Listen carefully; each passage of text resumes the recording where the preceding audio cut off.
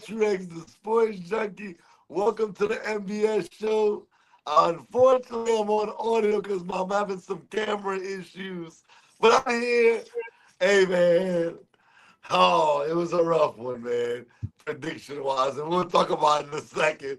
But, of course, I got my brother. I know he's a little bit more hurt than I am because if I can show y'all right now, I got the horns down, baby. Woo! Man, well, I'm on camera, so I'm gonna throw up the horns up. Even though it was a rough weekend in college, a great weekend in the NFL for me, besides my picks. Oh my god. But C's ducking me, Jasper's ducking me. What can I say? I mean, and yeah, now you're ducking me on camera. I mean, I'm here to just do my thing. Hey, man. Hey, you have to remember the Saints won too. Let's go, that nation. We back, baby. Spencer Rattler. Woo! The only win the Saints gonna get, and C is not here to celebrate. Oh, I wasn't missing the show for that, baby.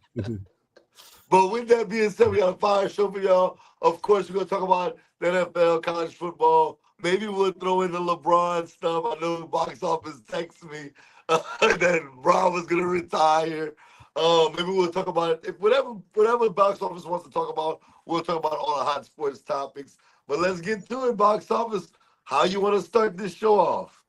All right. Well, let's start off with some college football. Crazy weekend. Even though it wasn't the craziest slate, it actually ended up a pretty crazy weekend. Let's start off with your winners and losers. All right, man. I ain't gonna lie to you. 2 weeks back to back, my biggest loser is Penn State. What the hell was that? I picked them to win the national championship. And the reason why they were my loser last week, because they were at home in overtime. They had the chance to win it. They lost it. And I'm like, okay, it's still Oregon. We're not going to overlook that one. Oregon is a great football team, great program. We're not going to, it's not going to be such a downer. But this week, box office sale last week's show, UCLA won't win a game. They didn't wait 2 or 3 weeks from now. Nico Imaleme and company. Boy, they knocked off the Nittany Lions. They heard you, box office, loud and clear. And they came out and made a statement. Penn State has to be my biggest loser. You can make the case that they're completely out of the race. I know they have to play Ohio State. That becomes a must-win. Indiana becomes a must-win. These are must-win games now for Penn State. 2 losses out of the top 25. Yeah, I'm going to say Penn State's my biggest loser. And my biggest winner, I think I'm going to finally they're finally on my radar now. And I'm going to go Texas Tech. Even though I picked them to win, Texas Tech dominated Houston. At Houston, Texas Tech, now I'm starting to look at as maybe a playoff team. Maybe maybe going into none of us picked Texas Tech to make the playoffs. But now I'm here to say, man, I'm hard-pressed to say I don't think Texas Tech is going to make the playoffs. I think I'm probably leaning towards them making it now. Okay. And how about your winner? That's my winner, Texas Tech. Oh, Texas Tech. Penn State. Yeah. Okay. I'm going to follow up there right with you on a loser. And no one could tell me there's a bigger loser. Are you kidding me? Penn State loses to winless UCLA. And I'm talking pathetic UCLA.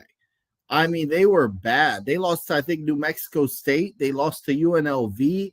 They lost to everybody. And somehow they jumped on the Nittany Lions in the first half. And they continued on the second half. Penn State made a run, but too big of a lead to put yourself in that position. UCLA only had to make a couple plays in the second half to finish them off, and they did. Man, how embarrassing. I had them in the national title game. I had them losing to Clemson, another team that's underachieving. I just can't believe the season we're experiencing Right. in college football. I mean, this is just when I pick my national champion and my contenders, I usually go off of rosters that are coming back from last year, coaches that are coming back, quarterbacks. This year has been insane. But yeah, a pathetic performance from Penn State. There's no other way around it. If you lose to Oregon, okay, they're a top 5 team. It's a big game. They're the defending Big Ten champions. No shame there, but this is pathetic by Penn State. And there's no bigger loser. When it comes to my winner, it's Miami, man. I picked Florida State to win. I knew it'd be a close game, and it wasn't close in the first half at all. Florida State made a run in the end, but the game wasn't actually that close. But to me, when you're judging these teams just based off the eye test, no one looks better than Miami. Right. They look different. Like they just look like they're in sync. Offensively, defensively. Crystal Ball's been there for a while. It's finally his recruiting class and everything he's been building this program up for. They just look different. Malachi Tony's a beast. Baby Jesus. Yeah.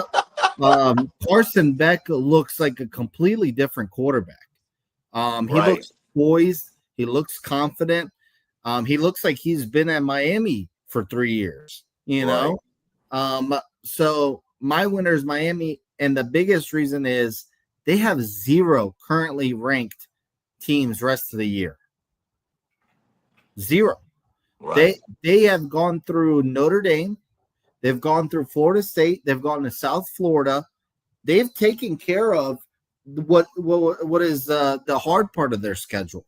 And Florida. Right.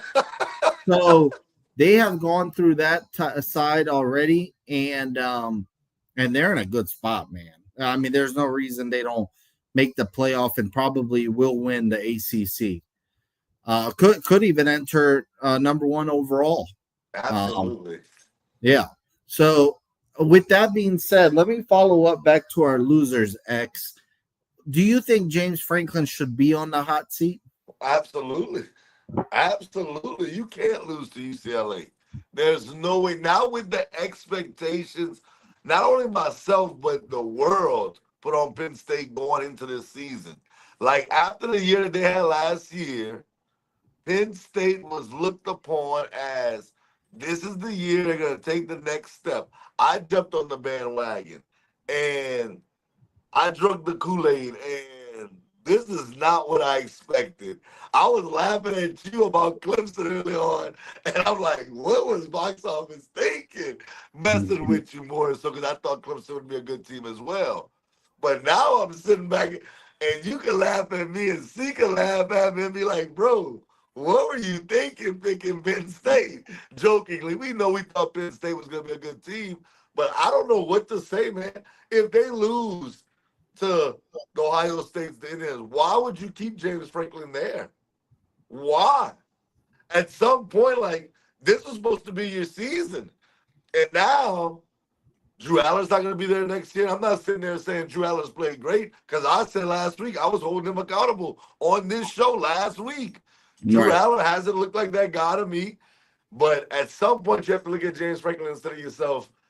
Dude, we've given you opportunities. You were one of those teams that was looked upon to even, be one of the perennial favorites. And now you might not even make the playoffs. You're not even in the top 25 now. You lost to a team that didn't have a win thus far, and you lose. I'm sorry. Yeah, he definitely is on the hot seat right now. And if he don't, he might not make it out this season. If they lose to a team that they shouldn't lose, he might not make it to the Ohio State. Yeah, it's true. What do you think he has to do the rest of the year to survive? I think he has to win. I think he has to win out. I'm gonna be honest. I think he has to beat Ohio State. I think if they don't make the playoffs, I think it's kind of like playoffs. If they don't make the playoffs, I think he's going. It's Penn State. Penn State is one of those programs that you have to you have to be in the mix, especially when people had high hopes for you. It would be one thing if you had a freshman quarterback like Michigan.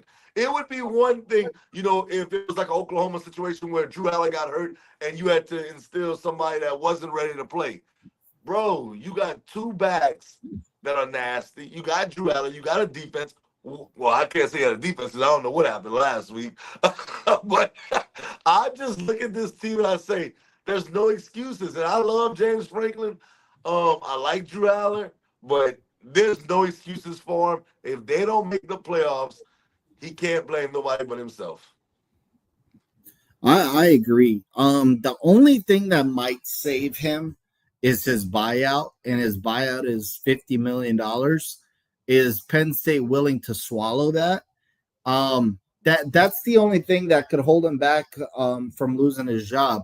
And I think it makes sense because he's underachieved. Look, if you think this was if you don't think this was his best team, well, then you could make the argument last year was. Right. Yeah, with Abdul Carter, Drew Aller, Tyler Warren, and all both of these running backs that they brought back this year. And they made the semis, and that's great, but they still haven't won that big game. They lost in the Big Ten title game last year. They beat two teams in the playoffs that they were favorites against. Yep. You got to beat somebody when you're the underdog. Right. You got to win the Big Ten. You got to and he won it, but back to the Trace McSorley days. I mean, it's been forever now. You've got to beat Ohio State or Michigan more often, and you've got to go further than them in the playoffs. I think James Franklin's in a lot of trouble.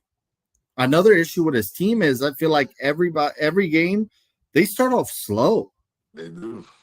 Like even when they played like Villanova or one of those scrub teams that they should demolish, they don't get going until the second half, and that's what eventually cost them against UCLA.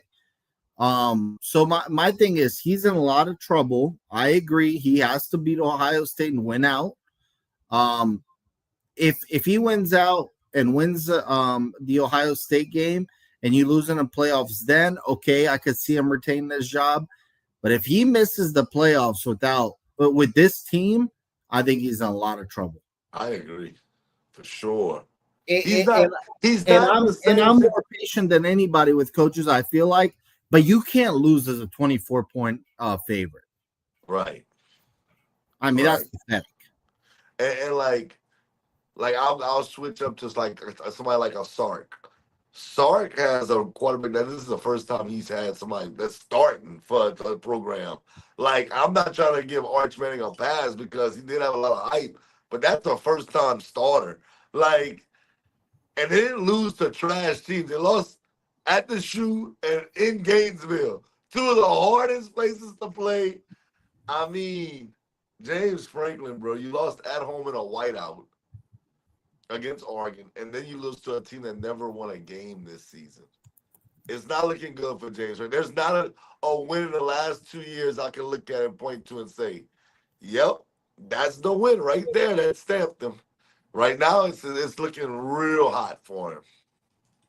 And I'm looking at their schedule. They're going to be favored in every game except possibly two of them, and that's the Ohio State game and then Indiana, and they have those back-to-back. So, for James Franklin, you definitely can't lose both of them.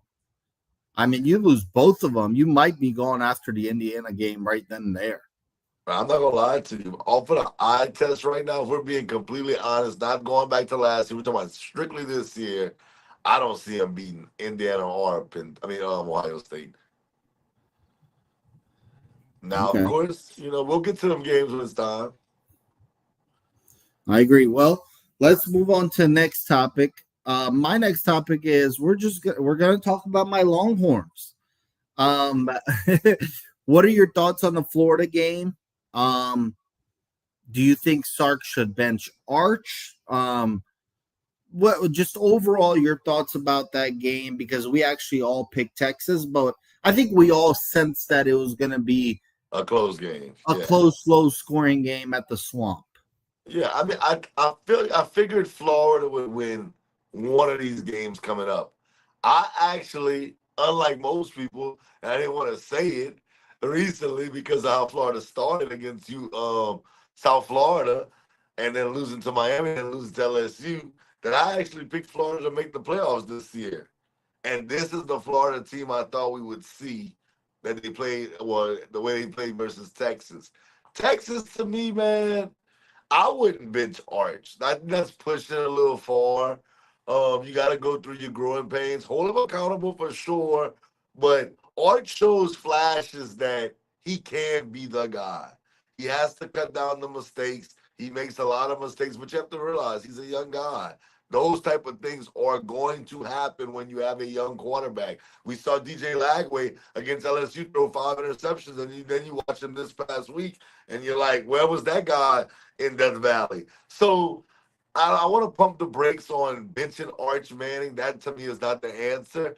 I think that they have to call plays that let Texas lean more on their offensive line, their running game, more so than Arch. Maybe make Arch more of a running quarterback right now than actually throwing the ball so many times down the field. Not that he's throwing the ball like crazy amount of numbers, but use more play action, more running game for him. And I think that'll open up some stuff for them.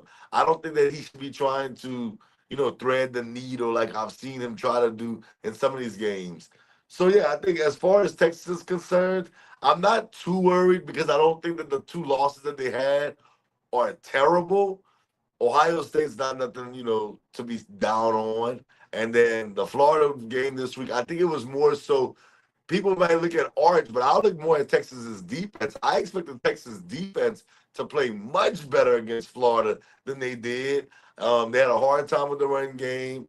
And I just look, Texas has to play better, but I'll put it more on the coaches than I will Arch because I expect Arch to be a young quarterback. I wouldn't bench him. That's crazy to me. Do you think Sark is in any trouble if Texas has 2 more losses? No, I think Texas can have a down year this year, and I think that people will be patient with him because they know what he did last year. You can sit here and say what Penn State did last year, but Texas, even though they were favored in their wins, I understand that, they literally had Ohio State on the ropes last year. Like, we're not sitting here acting like Ohio State beat the brakes off of Texas last year in the playoffs. Well, even this year. Right. So I don't look at Sark and say, because should he have made better play calls in last year's game? I think you would agree. Well, yes, he should have made better calls. So it's more so long the play calling to me, but you don't fire Sark for that. Texas, well, when they let Mac Brown go, y'all went through a dark time with Herman and Charlie Strong. Like, you don't want to go through that dark time. You have a decent coach. He does these plays. His play call have to be better? Absolutely. Does Arch have to play better? Absolutely. But benching Arch and firing Sark is not the answer to me in Texas, unless you get Nick Saban. Saban comes out of retirement? Yes, then of course. Saban can go ahead and pick the job he wants. Yeah. I mean, I was telling y'all, I'm not falling for the Texas hype. I kept saying that I still think they'll make the playoffs. Right. So they are still underachieving in my eyes and my expectations. The defense is really good, even though they didn't really show it this past Saturday. Lagway finally looked like what we've wanted him to look like and what we've been waiting for him to look like. I don't know what the difference between Lagway was 2 weeks ago as opposed to this previous week, but whatever he did different, he needs to continue doing. Look, I thought the biggest issue for Texas going into this year was we were replacing 3 offensive linemen. I kept saying that. We lost 3 to the draft, including one that went to the Saints, obviously, and it showed against Florida. I actually didn't think Arch was the biggest issue in this game. I thought the offensive line was bad. And I think Florida put out the blueprint on how to beat Texas. You literally blitzed the crap out of Arch Manning. And that's what they did. They kept blitzing, and he didn't have time. Sometimes he'd hold the ball too long and he would get sacked. I I don't think his receivers are helping him out either.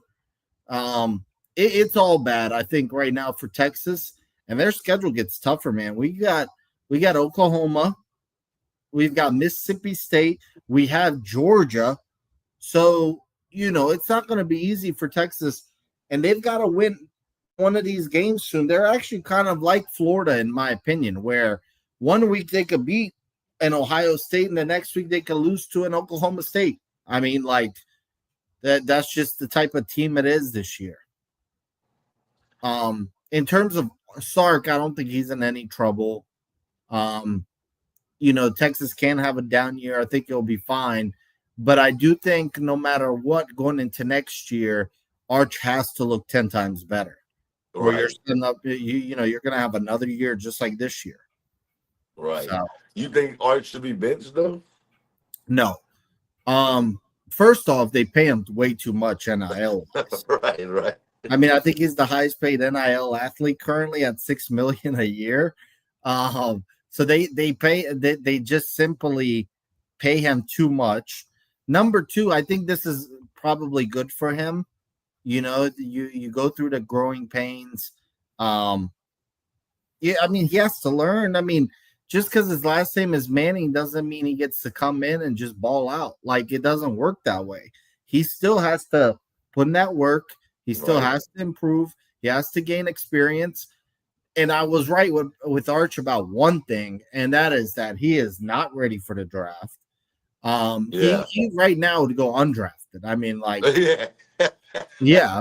but look, like, he actually still has 2 more years at Texas after this, and if he makes a huge jump next year, that will be enough.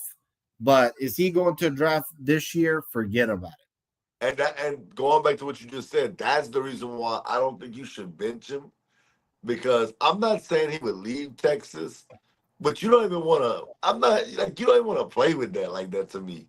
Like, if you bench him, the kid loses faith in himself somewhat. He can say whatever he wants. If you bench him and you told him that he was your guy, and then you bench him, it's like when the tough gets going, you let me down. Like, you just told me to go to the bench. Like, it's all my fault, not the defense fault, not the play call. It's all on me.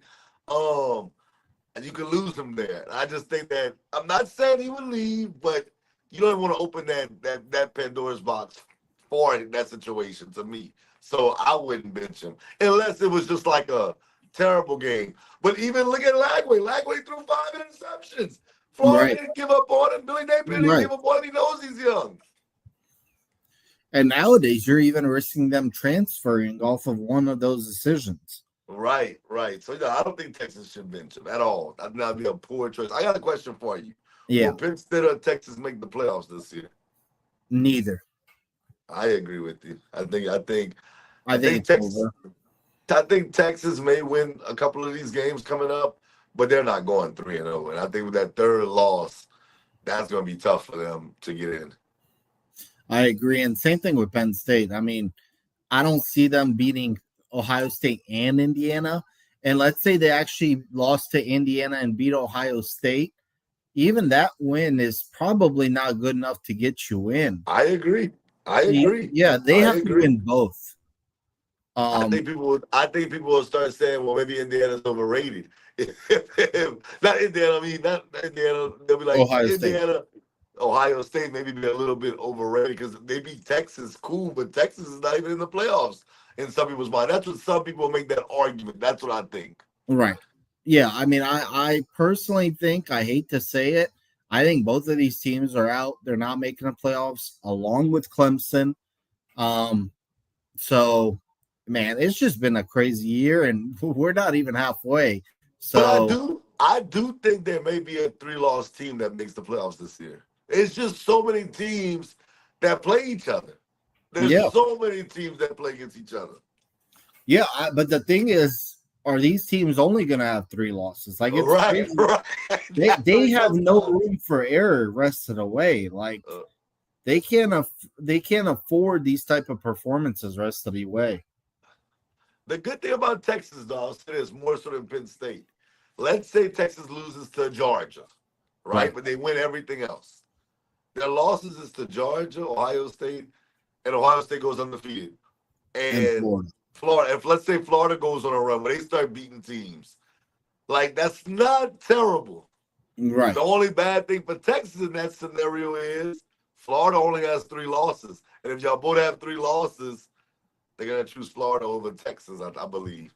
Right. I So, agree. Long season away, so we're gonna find out. But it doesn't look good if you ask me for either one. right. Okay. All right. Let's go to what do you think? Who's on upset alert this week? And give me a game that we're not picking. Last week, I don't know if you remember, I said Washington's in a lot of trouble against Maryland, and I thought I had it. They were up 20-0, and Washington actually came back and won that game. Hey, So the crazy thing you say that, I actually got the upset correct. Who did I pick last week? Do you remember? I got it correct though, because I was like, man, I should have bet. I don't have a gamble like y'all. I was like, I should have put some money down on that. Who did I I'm looking have at the last box week? scores last week, trying to remember who you picked. And I don't have the games in front of me. I'm looking. Did you pick Cincinnati over Iowa State? No, well, we Yes, actually, that's the one I picked. but I think we picked that game, didn't we, or no? Oh, we did. Actually, let me check. I actually don't think we did. Because I said I think Cincinnati gonna get them. No, we did not pick it. And I remember you singling that game out. So that's a good call. But all the rest of my calls, golly, I gotta do better, man. I'm struggling out here. Well, give me a game this week that you think is interesting and could be on upset alert. I'm looking right now what I think. I think Virginia Tech could give Georgia Tech issues. It's not because Virginia Tech's great. I mean, they've already fired their coach this year, simply because I think Georgia Tech, even though they're undefeated, they're playing teams way too close. So, That is true. like they went 1 point game with Wake Forest. They almost lost to Clemson, who's not ranked, and they barely escaped that Colorado opener. So I think Virginia Tech could give Georgia Tech some issues. All right, I'll give you one to Friday night. I'll give you one for Friday night. I'm gonna say North Texas may upset South Florida. It's at North Texas, I believe. Am I correct? It is, but actually, ESPN Bet has North Texas as a 1 point favorite. Really? Okay. I know. You know, I don't follow. You know, I don't bet. So, Right. but I just was thinking, like, okay, North Texas. I believe North Texas is undefeated. Am I correct? Yes. Yeah, I just think that, man, listen, this is their opportunity. It's just like it just feels like a rush the field type of game.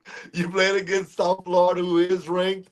I just feel that North Texas may put themselves on the map. If you take that one off the schedule and you say, well, eggs, that one's not really a one of the ones that you should choose. Let me see if I'll give you what other games I can go through and say maybe they'll get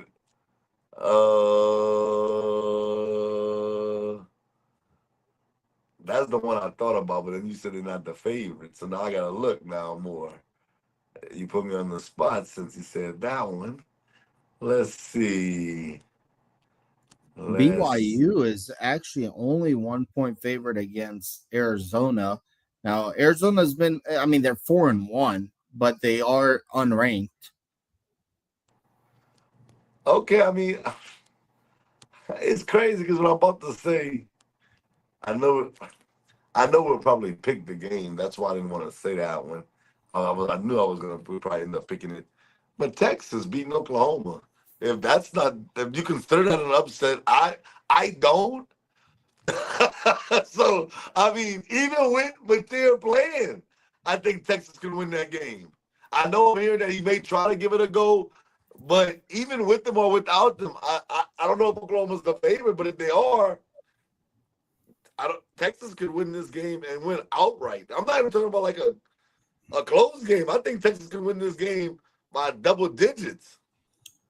ESPN bet has Oklahoma as a 1-point favorite. Okay, so yeah, if you want me to give you, I mean, I think North Texas to me would be my pick.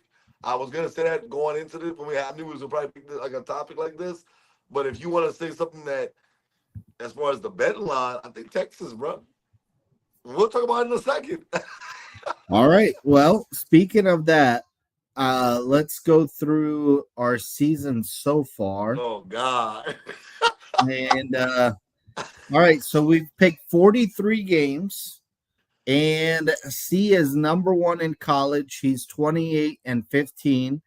I'm second, 25-18. Tony is 24-19. Jasper 23-20. And you are 20-23. Man, I should have picked Florida. Man, so I was wrong on the Florida State game. Everybody got the Texas game wrong. XU went Louisville. Virginia won. That was, hey, man. Oh, my God. Louisville made me so mad. Virginia, man, they were leading most of the way. They were. Yeah. They almost choked it, but yeah, crazy finish. And then we all had Texas Tech. C had Houston. That's the big one he got wrong. But yeah, man, you got to climb back in. And you can't see me right now, but I'm doing my climbing the ladder right now. Okay, well, so this weekend, I don't know how much you've looked, but the slate is insane, actually. Right. I mean, you would think that these games would have been like rank versus rank, but still fire matchups. Yes, fire matchups. I picked 7 games. I'm going to leave some good ones out because we just can't simply pick 12 games. But right. But man, these are some crazy games. Let's start off in the Big Ten. We've got Ohio State going to Illinois. Who everybody got? I know who I got, but I'm just saying. The only one that's texted me so far is my brother, and he's got Ohio State. Yeah, I got the Buckeyes as well. I'm not a big believer in you, Illinois like y'all are. The 1 week that I got, I know I got a lot wrong this year, but I did pick Indiana to beat Illinois. They got destroyed by Indiana. I'm not saying it's gonna be like the same as far as destroyed, but they'll lose this game, and they'll lose to the Buckeyes. Okay, I'm going Ohio State as well. I'm not crazy confident about it, actually, believe it or not, because the game's in Champaign. Right. And I think Ohio State is eventually going to lose. I guess it's just not this week. Ohio State's just got too much talent, and I'm going to go Ohio State. All right, next game, we also a Big Ten matchup. Michigan at USC. My brother's actually got USC. Wow, Michigan guy having USC. Yeah. Well, I'm with him. I got the Trojans as well. And the Trojans let me down not too long ago. Was it against Illinois? It was against somebody. Illinois. It was Illinois. Yeah. I'm going to take the Trojans. On this one, I'm not extremely confident about. I just think being on the road for Michigan is going to be a lot to ask. So I'm going to take the Trojans. Okay. I'm going with Michigan. I know they're on the road, but to me, Lincoln Riley's defense just hasn't improved. Say your favorite word, they stink. They stink on defense. And I need to see it first before I start picking USC in these big games. I really just need to see it. And I haven't seen it yet. I know they're 4-1, but this is their big test besides Illinois. I like what I've seen out of Michigan. Like for a freshman quarterback, I think they've been very impressive. I've got Michigan. I think they get it done. Okay. All right. Alabama and Missouri. My brother's got Alabama. What you think? Yeah, I got Alabama. Missouri just don't win these kind of games to me. Even though they're ranked, they just don't win these kind of games. So I'm going to take the Tide. That's exactly what I was going to say. Missouri is a good SEC team, but they never win these games. And maybe this is it. But to me, Alabama's on fire right now, man. Kalen DeBoer, last 2 weeks, has done a great job. You beat Georgia, you beat Vandy, and now they've got 14th ranked Missouri. If he wins that game, the Bama fans should shut up for a while because he's doing a great job this season. I'm going to go with Alabama as well. Okay. All right, next game, Oklahoma at Texas, the Red River rivalry. So it's not at Texas, though, right? It's in Dallas, right? It's always in Dallas, right? That's what I was to say. Okay, cool. Okay, I said maybe they changed it now, but okay, it's always in Dallas. I got Texas, bro. I'm not. That's with material, without material. I don't know how good Oklahoma is, in my opinion. Yeah, you beat Michigan, but how great is Michigan, in my opinion? I know they played well so far with a freshman quarterback, but it took a lot to win that game. The Auburn game wasn't great. Auburn should have won that game. So, yeah, I got Texas. I think Texas wins this game outright. Like I said, they'll win by at least a touchdown.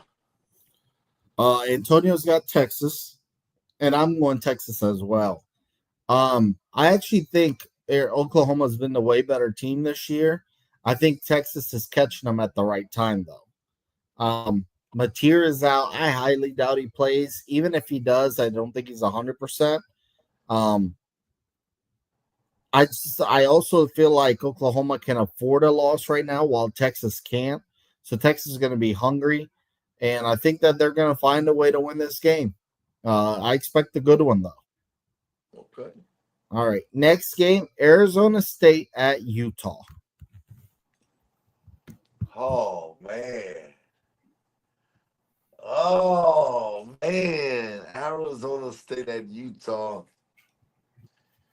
Utah. They're actually 5-point favorites. Give me the Utah. I'm going to take Utah. I think y'all going to take Arizona State. And it's not, to me, it's a toss-up. And them being at home, I'm going to take them. They're at home, correct? Yes, Utah. Yeah, I'm going to take Utah, even though I think most of y'all probably going to take Arizona State. I just think that Utah, they have to win one of these big games like this. I'm actually going Utah as well. Wow. I just have a feeling that, like you said, it's time they won one of these games. Arizona State, to me, hasn't been that impressive. I feel like they're a little more up and down this year. I think they missed Scatabo, honestly. I like you said, they're at home. All the signs point to Utah, if you ask me. So I'm gonna go Utah. Antonio's got Arizona State. Okay. All right, next game, Georgia at Auburn.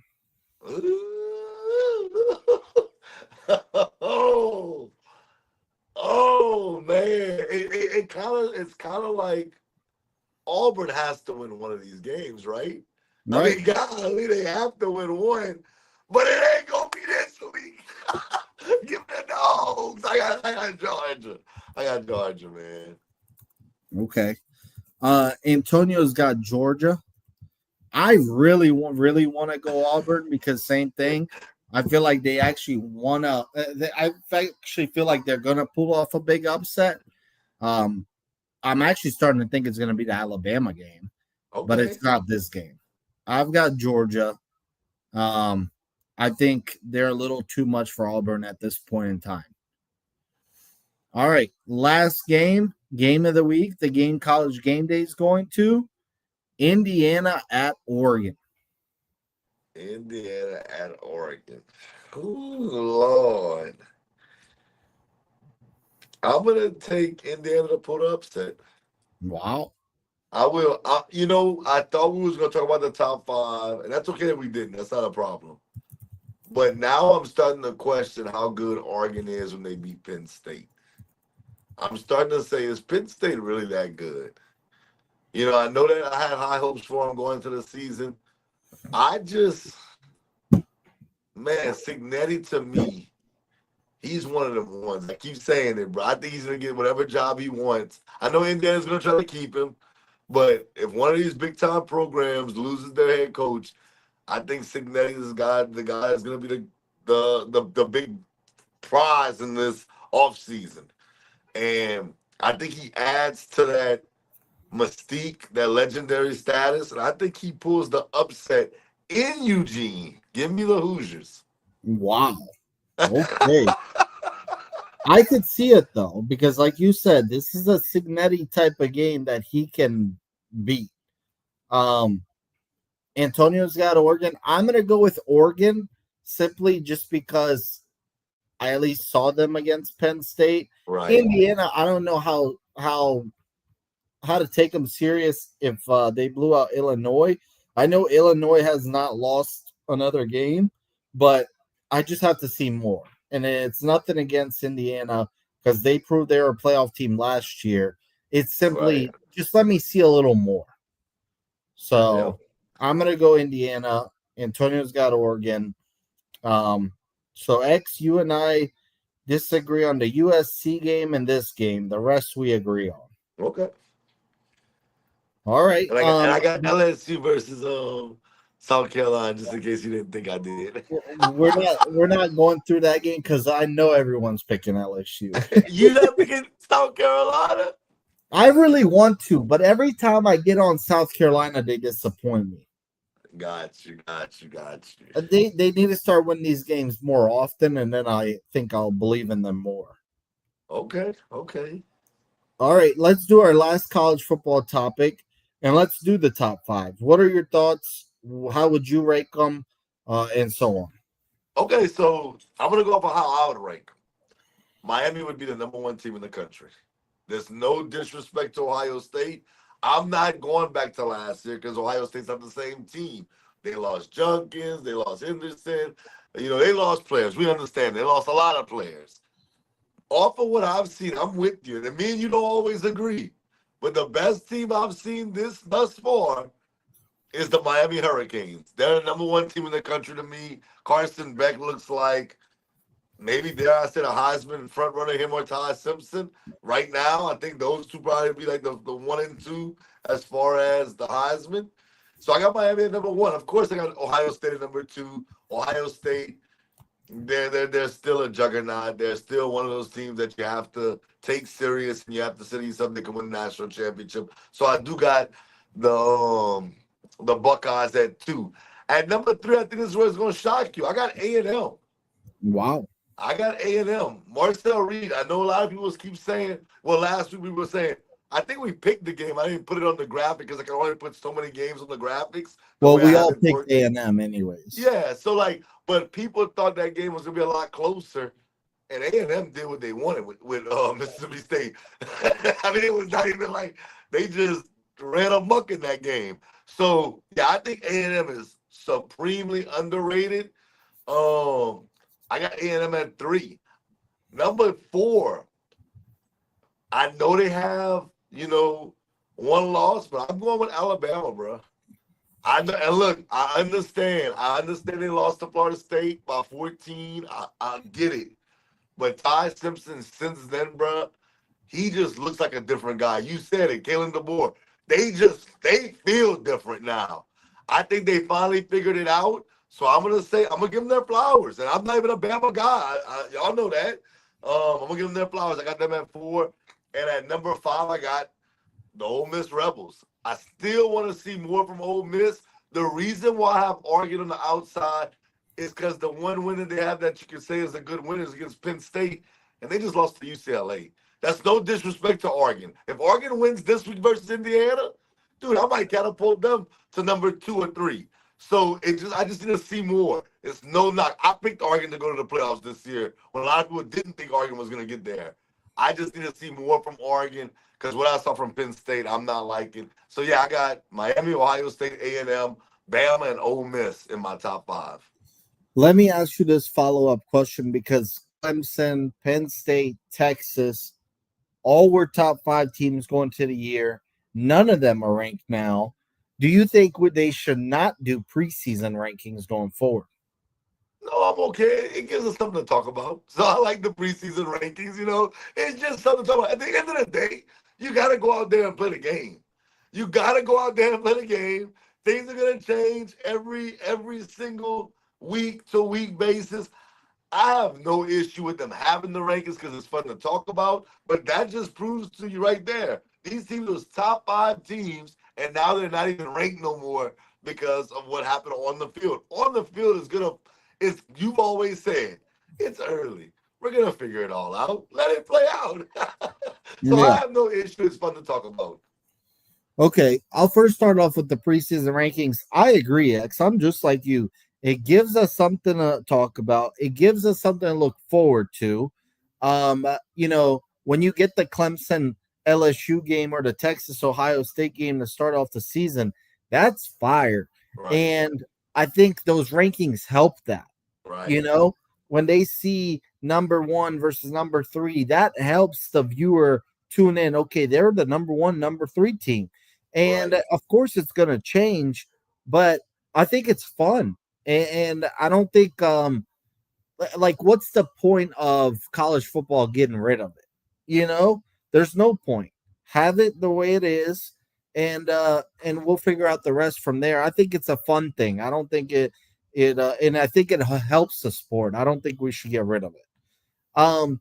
When it comes to the top 5 teams, I'm actually okay with Ohio State being number one just because of what they proved last year. I know they're not the same team. It's a completely different quarterback. We right. see what Ibuka's doing in the NFL, and he's not there anymore. We see what Judkins is doing. And so on. Not to mention the defensive players as well. So I'm just kind of giving them benefit of the doubt there. But I agree. Number 2, Miami, they have looked better than anybody in the country. They've actually probably got the best resume so far. So if you said Miami's number 1, then no problem with it. Number 3, I'm going to still go with Oregon. I know that they beat probably an overrated Penn State team, but they've pretty much dismantled everybody else. So it's not like they've been squeaking by. Right. Um, Now they get to confirm it this weekend against Indiana. If they beat Indiana, you'll probably have them top 5 next year or next week. So That's the um, truth. yeah, I mean it's a week to week sport. It really Right. is. And then number 4, I'm gonna go with A&M.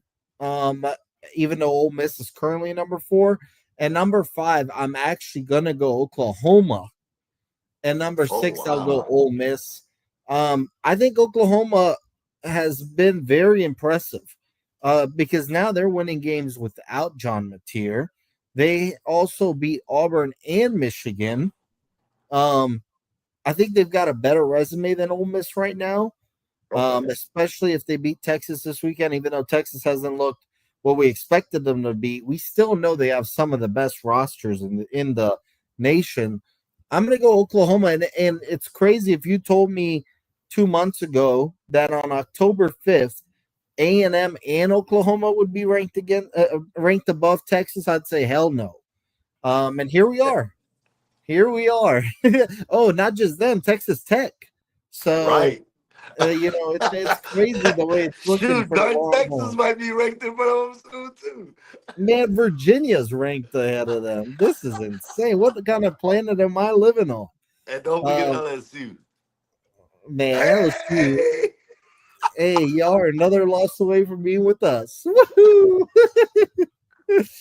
um, but yeah, man, I'm okay with your top 5. I'm okay with my top 5. I'm okay with the current top 5. It's all gonna be figured out in the end. But we can agree that Miami's probably looked better than anybody this year. Right. All right, let's move on to the NFL. Give me your winners and losers in the NFL this past weekend. Okay, I'm gonna start with the Thursday night game, bro. We all picked the Rams. What the hell was that? That's my biggest loser. Bro, the Niners are missing everybody. I mean, literally everybody. Dog, they're down to their third, fourth receivers. Their starting quarterback's not there. I know Both. Christian McCaffrey played. Yeah, exactly. And I'm just sitting there like, the Rams really choked this game. Kyron Williams did fumble the ball. I understand all that. But at the end of the day, that game shouldn't have been that close to me. Mac Jones literally looked like Tom Brady out there. Like, I'm sitting there like, bro, Mac Jones is looking like Alabama Mac Jones. and he just lightened up the Rams defense, who I thought was really good. That was bad to me. The Rams dropped the ball in that one because y'all know I picked the Rams to go to the Super Bowl out the NFC. That was my Super Bowl pick, and I don't know what the hell that was. You can't lose to the Niners, a division rivalry, with all those players missing. So they're my biggest loser. My biggest winner, I can go a lot of ways, but I'm gonna go with the Jaguars. I give them a hard time. I give them a hard time since I picked them to win a division 2 years ago. But what they did on Monday Night Football was awesome. I'm sitting there watching. I was giving my man, I don't know why his name just slipped my mind, their coach. What's his name? Liam Cohen. Liam Cohen. Duval, I was like, bro, this dude is not winning no games. Bro, they beat the Niners. Then turned around and beat the Chiefs. They're 4-1. Right, that's crazy to me. And the way they won. When Trevor Lawrence fell, I'm like, that's the most Jaguar thing ever. And then he got up and then he scored. And I'm sitting there like, bro, this might be different this year. They played with a swag that I liked. So yeah, I'm gonna say the Jaguars are my biggest winner just because they would lose games like Monday night, but they ended up winning against a team that has been the cream of the crop in the NFL for quite some time now. So shout out to the Jags, man. X, going back to your win or loser in the Rams, I'm going to talk about the winner in that game with Mac Jones. You remember the draft? The Niners drafted Trey Lance third. Who else they were considering? Mac Jones? Yep. And I remember that whole week. I was watching the reports, and they were sitting on number 3 because I want to say number 1 was Trevor Lawrence. Who was number 2? I don't remember, but I thought they were taking Mac Jones. I was shocked when they took Trey Lance. Let me see it. Like, it's bothering me now. Trevor Lawrence from Zach Wilson to the Jets. Yeah. And we knew those picks were the top 2 going into it. And I remember the whole week they kept saying it's Trey Lance or Mac Jones. Trey Lance, and everybody would laugh at the Mac Jones idea. And they eventually went Trey Lance. Obviously, he has not worked out. Mac Jones jumped around, went to Jacksonville, became a free agent, and Kyle Shanahan said, I like that guy. I kind of wanted to draft him. I'm going to pick him up. And now you see that system is perfect for him. Right. Like, he could succeed in that system. And I really have gained a lot of respect for Mac Jones because he gets beat up and he just fights on. Yep. Like, he's got that grit and he's willing to fight. Yes, sir. So it's just funny to me how it's worked out for Kyle Shanahan with the Mac Jones situation.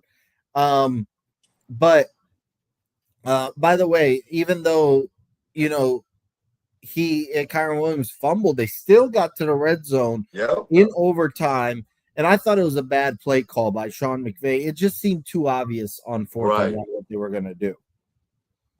But with that being said, my loser, man, I'm gonna go Baltimore. I said on the show last week, I said I think their season's over, but I thought they'd look a little better than that. What was that? Beat down 10 points. And C.J. Stroud finally looked like he looked like C.J. Stroud. He did. 4 touchdowns, 4 incompletions. Cooper Rush was pathetic. 3 interceptions. Obviously, Derrick Henry can't run the ball the same when they're stacking the box. It's all bad for the Ravens, man. And they play the Rams next. Even they're going to get blown out. They're going to get blown out by the Rams as well. But then even if they get Lamar back, they had basically have to win out. Yeah. And I think it's too much to ask for, to be honest. Do you think now go? I know that this doesn't really define that, but going back to last year when I was like, Lamar is the engine on Baltimore. Now do you see why I said you lose Lamar? I don't care what Derrick Henry does. It's Lamar that Well, sets up their everything for defense that team. also so bad. I expected their defense to look Right, much better. right, right. Yeah, so they're my loser because I think that their season's over. My winner, and actually, I'm gonna add another loser, and that is Arizona. Are you kidding me? They were up 21-3, and the backup running back goes in there, busts a long run out, and fumbles at the 1 yard line, and the rest is history. And then they even had a play where Cam Ward gets picked. The defender gets up off the ground. He fumbles it. Tyler Lockett ends up with the fumble recovery for a touchdown. I mean, you just knew after the whole fumble that the momentum was gone. And that was pathetic performance by Arizona. My Colts play Arizona this week, so I hope Arizona's not too pissed off. But yeah, that was bad. I got a My question for when you're going to be winner. Yeah, Is Arizona still going to make the playoffs? probably not. That Kyler's. I just keep telling myself that Kyler's going to take the next step, and he just looks the same every year. Every year. He just looks the same. Like he doesn't get better. He doesn't get worse. It's just kind of the same thing, and he might have peaked in Arizona at this point. Oh, They've tried different coaches. They've gotten him Marvin Harrison. I think even if they got him another really good wide receiver, it doesn't work for him. right. My winner though, I'm gonna go with the Tampa Bay Buccaneers, man. I like it. I like it. Dude, like right now, it's so early, but Baker to me is the MVP. Not mad at it. Like Baker's got 10 touchdowns, 1 interception. He's turned his whole career around. Ibuka's a monster. Yep. He's been overshadowed the whole time at Ohio State because they had Marvin Harrison, then they had Jeremiah Smith. Yeah, so he's been overshadowed, but Ibuka's a monster. I remember when we all sat here for the draft and they drafted him 24th overall. I think we were all a little surprised because it wasn't necessarily a need for the Bucs. And we also all probably thought that Ibuka's more a second rounder. Right. Ibuka's look crazy. But to get it done in Seattle with Mike Evans out, with Chris Godwin not 100%, with Bucky Irving out, that was all Baker. Baker went insane, and I think the Buccaneers are actually a legit Super Bowl winner or contender. I'm not mad at that. I'm not mad at that at all. That's fair. I think Tampa Bay is legit. So I always write my winners and losers down, and I have like a list just in case like y'all say a team, so I'll go like a different route. But being that just you and I on here tonight, I had the Jags at the very top just for the reasons I said. But then I had teams like the Bucks, the Saints, the Broncos, the Patriots, the Niners, on my list. Because I always try to, have my backup plans just in case it's me, you, Jasper, Antonio, C, whoever's on the show with us. I just try to have backup plans to talk about another team. But shout out to you. I agree with you. The Bucks, Ibuka might be the rookie of the year, man. Offensive rookie of the year. He's making a splash. Right. He's looked really good. All right, let's move on to that London game. The Vikings, the Browns. What are your thoughts on Dylan Gabriel's debut, Flacco being traded to Cincinnati, and when you think we will see Shadur if at all? Man, I like how you worded all that. So that's a lot to unpeel. I didn't think Gabriel looked bad. To say it's his first start ever in the NFL. The last time we saw Gabriel, as far as a game that counted, was against Ohio State in last year's playoffs, and we know that wasn't great.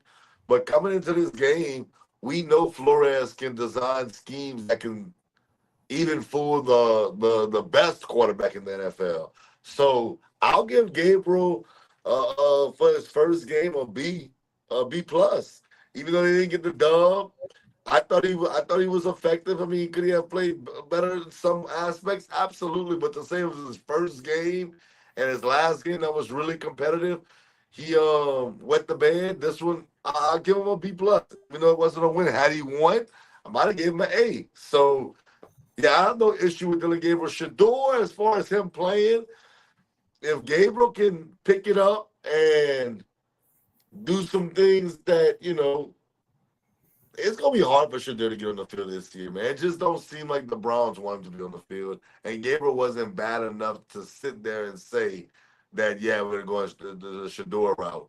As far as Flacco, I actually like this move for the Bengals. I'm not sitting there saying, oh, he's Joe Burrow. We know that he's not Joe Burrow at this age he is right now. But Flacco, tell me a time Flacco had these two type of receivers on the outside that he could pass the ball to. I'm not saying that he didn't have good receivers before, but this is different. He has two elite wide receivers on the outside. Now, of course, the offensive line is still the offensive line. We understand that. Joe Flacco's a big guy, can see over the offensive line. Um, I think that I'm not saying the Bengals are going to win the Super Bowl, like I said prior, but could Joe Flacco help turn their season around? Yes, I do believe that. And I know Joe Flacco's old, and some people feel like he should be out the league. But Joe Flacco showed promise the last 2 years in the NFL, in my opinion.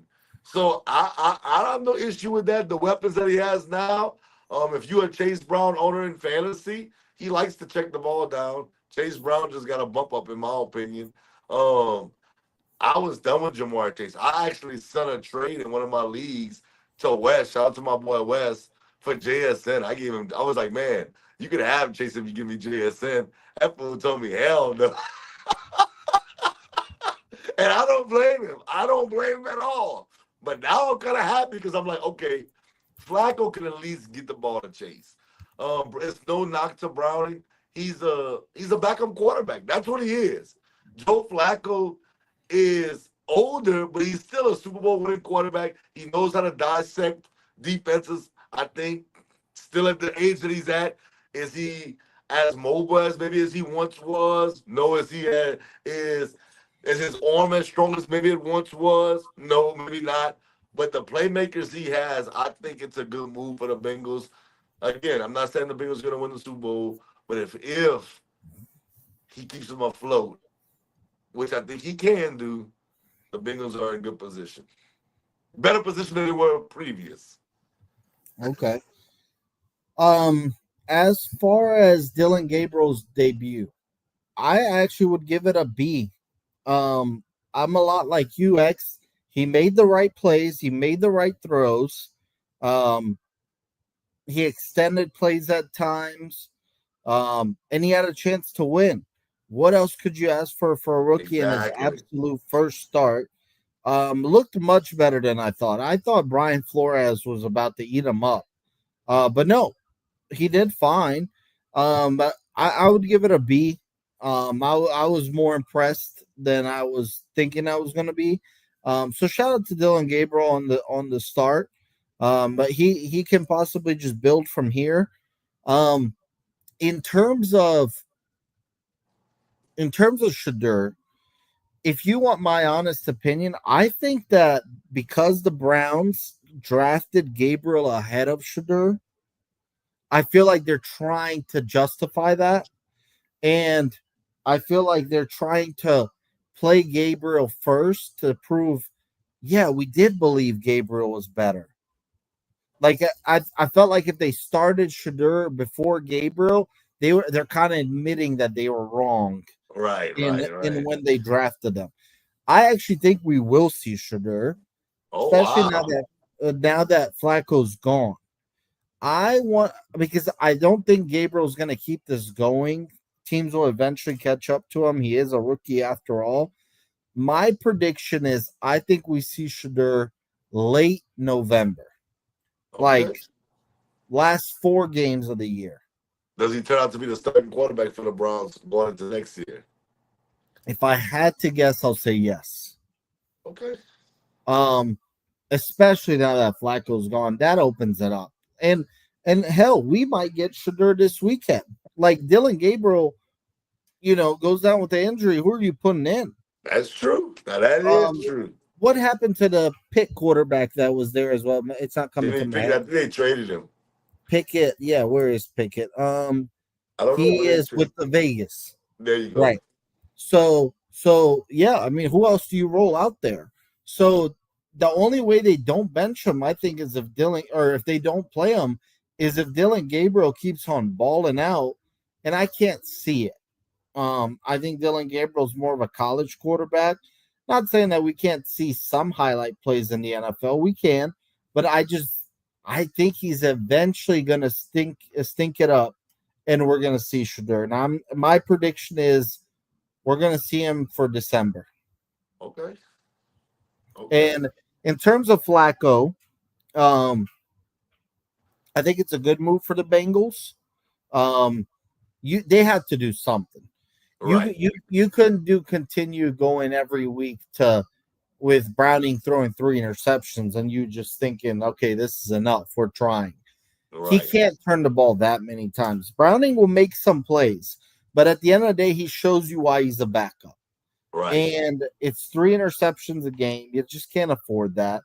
Um, it's interesting to me, how much does Flacco know this system? They're immediately starting him Sunday. I'm assuming he knows it well if they're going to start him Sunday. One thing about Flacco, he will throw the ball around. He will be a gunslinger if needed. Right. And he's going to give Chase and Higgins chances. So if I'm a fantasy owner of them, I'm happy. I'm happier. Um, but at the end of the day, do I think that's going to change much in terms of wins and losses? I don't. I mean, their defense sucks. Um, Flacco's still going to make mistakes. He's just not going to make as many as Browning did. Because I mean, it would be pretty incredible for Flacco to just come in there and go crazy, and he hasn't even been there for a week yet. True. So we will see, but I think we do see Shador, and I think right now they're just trying to prove and justify why they picked Gabriel over Shador. So And don't. And sidebar, the Rattler might be the franchise quarterback. yeah. Woo! I was gonna add one more thing. I forgot what I was gonna say. It doesn't even matter. Um, but yeah, man, come on now. Rattler got one win in his career, man. Let's Hey man, relax. but he ass looked good. Don't do that. Don't do that. All right. Well, with the trading deadline around the corner, give me one player that you think is going to be traded eventually and where that might be. I like that. I like that topic right there. Um, one player that'll be traded and where.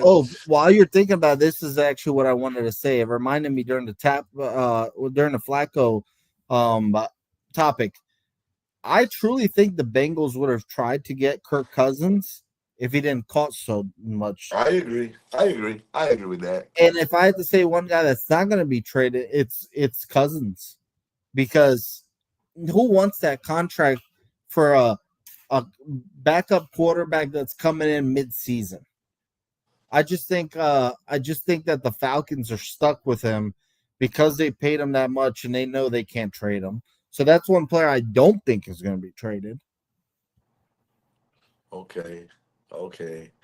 I'm trying. I know some guys I think that may be traded, but I'm trying to think to what team they'll be traded to.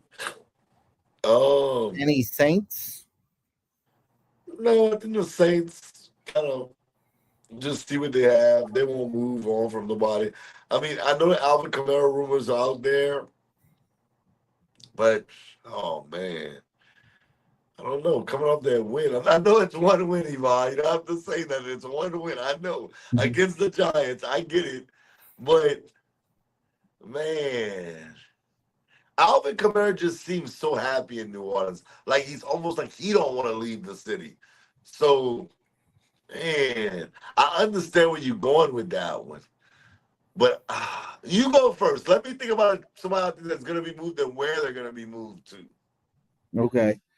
The guy I think that will be traded actually is one of the two Saints players, and that's Kamara or Olave. I think one of them is getting traded, and I think that the Saints would be foolish not to do it.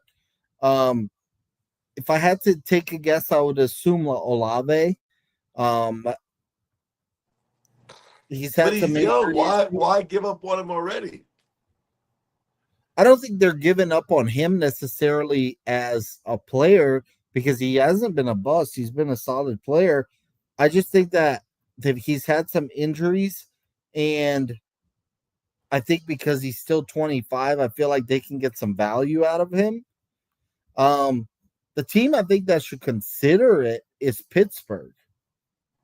I like Um, that. That's you fire. you get another option for Rodgers.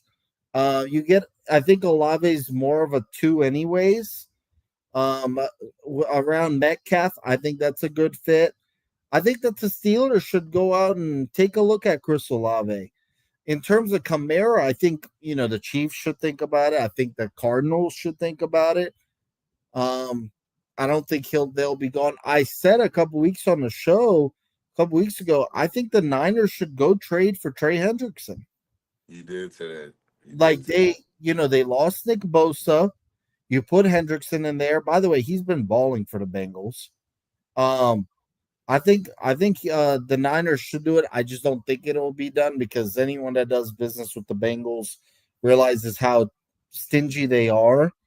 So I hear Tyreek Woolen is gone. I think he's gonna. I hear he's gonna go somewhere. I'm not sure where.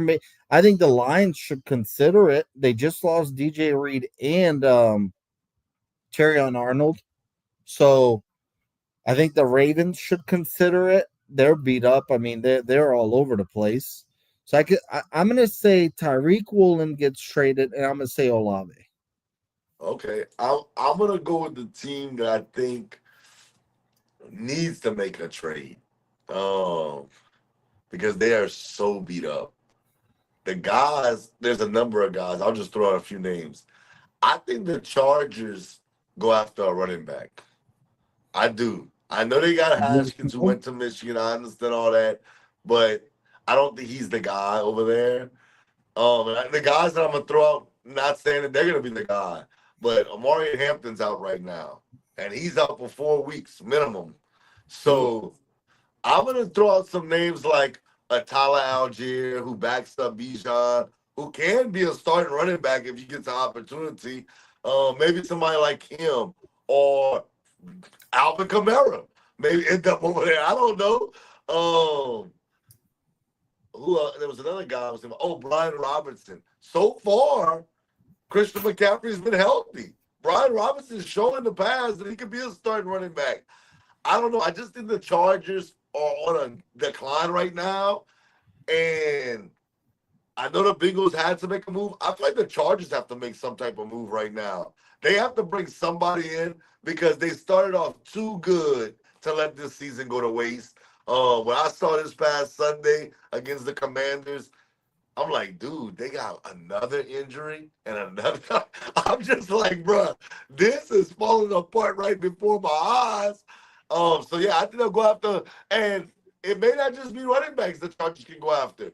They can make a play on some defensive players, or especially on the D line. They may make a play on the offensive lineman.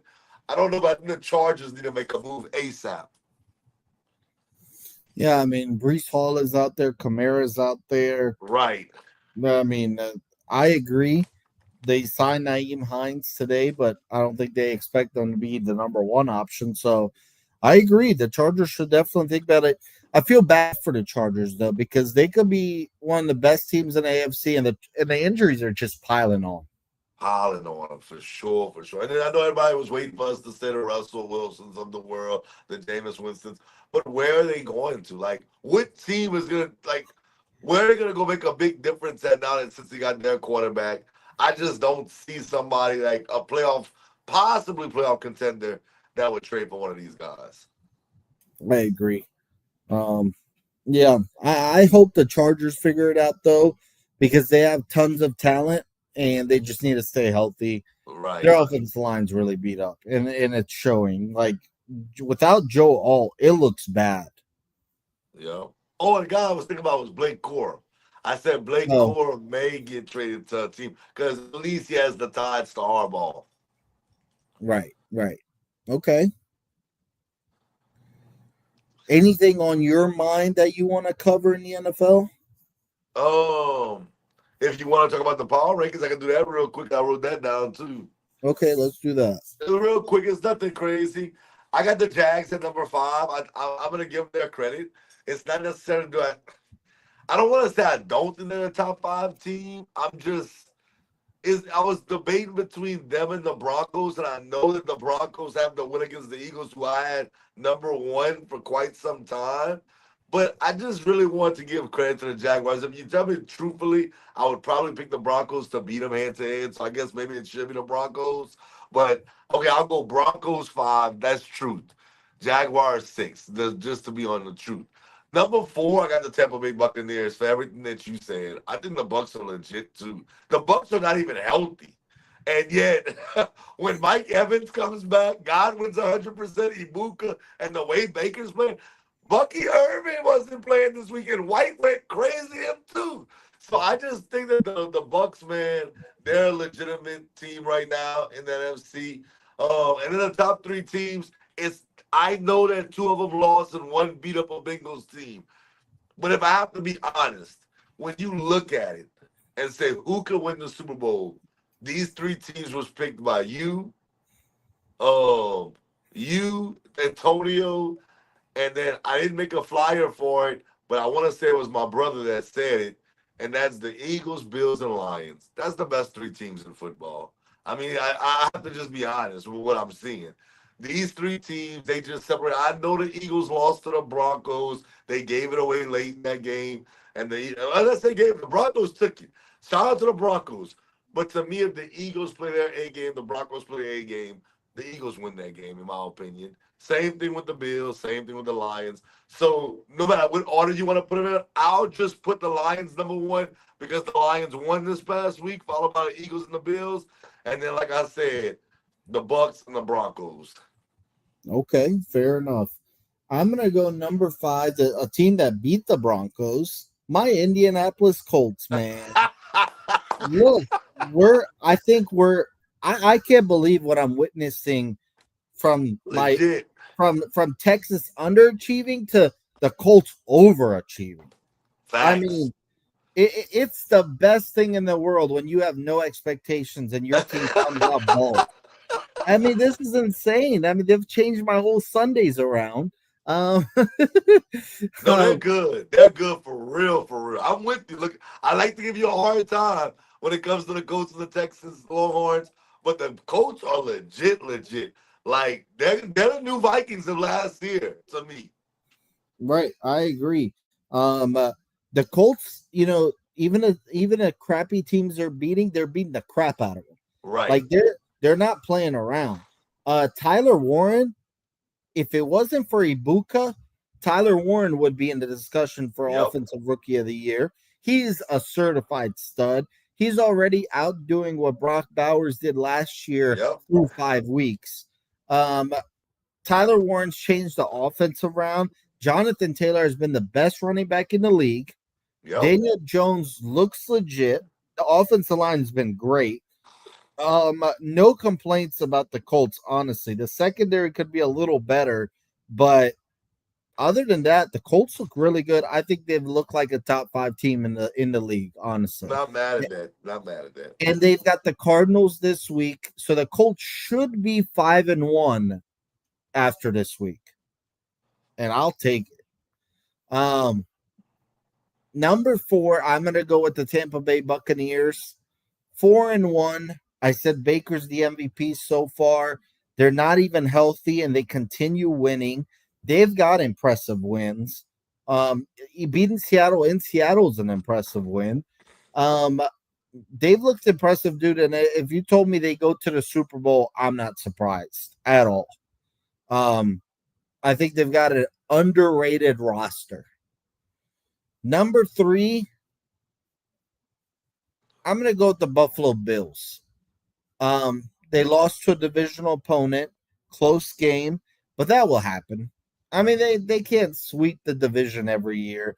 The Patriots are now being coached by Mike Vrabel, who's a good coach, who's going to make it tough on the Bills for the next 5-6 years. But at the same time, it was only their first loss of the year. I'm going to go with the Bills at 3. Number 2, I'm going to go with the Philadelphia Eagles. I know they lost to Denver. They did not look good. But at the end of the day, they are 4-1, and they got to lose eventually. The Eagles have won like their last 20 out of 22 games. That's pretty crazy. They do need to work on their chemistry offensively. The holes for Saquon aren't opening up this year like they were last year. The passing game is inconsistent. Obviously, A.J. Brown's not happy. So I know, them staying at number 2 is crazy because they haven't looked that impressive, but they are 4-1. Right. And number 1, I'm going to go with the Detroit Lions.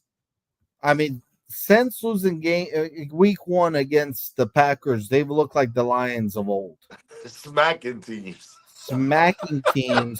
They smacked the Ravens with Lamar. They smacked the Bengals, which was expected. They've smacked pretty much everyone. I mean, they've scored 34 or more in every single game since week 1. That's hard to stop. Now they've got the Chiefs Sunday night and the Bucks back to back.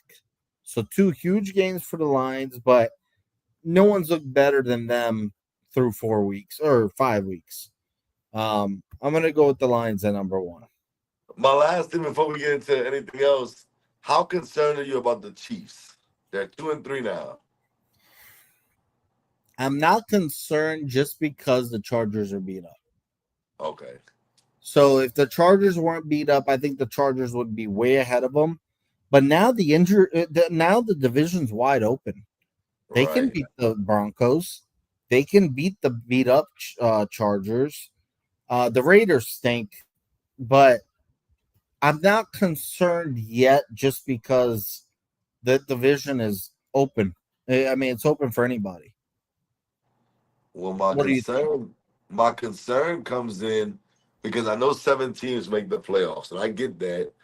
But you lost to the Jaguars head-to-head. So the Jaguars, they keep winning. You still got the Colts. You may make a case of the Colts and Jags get it together.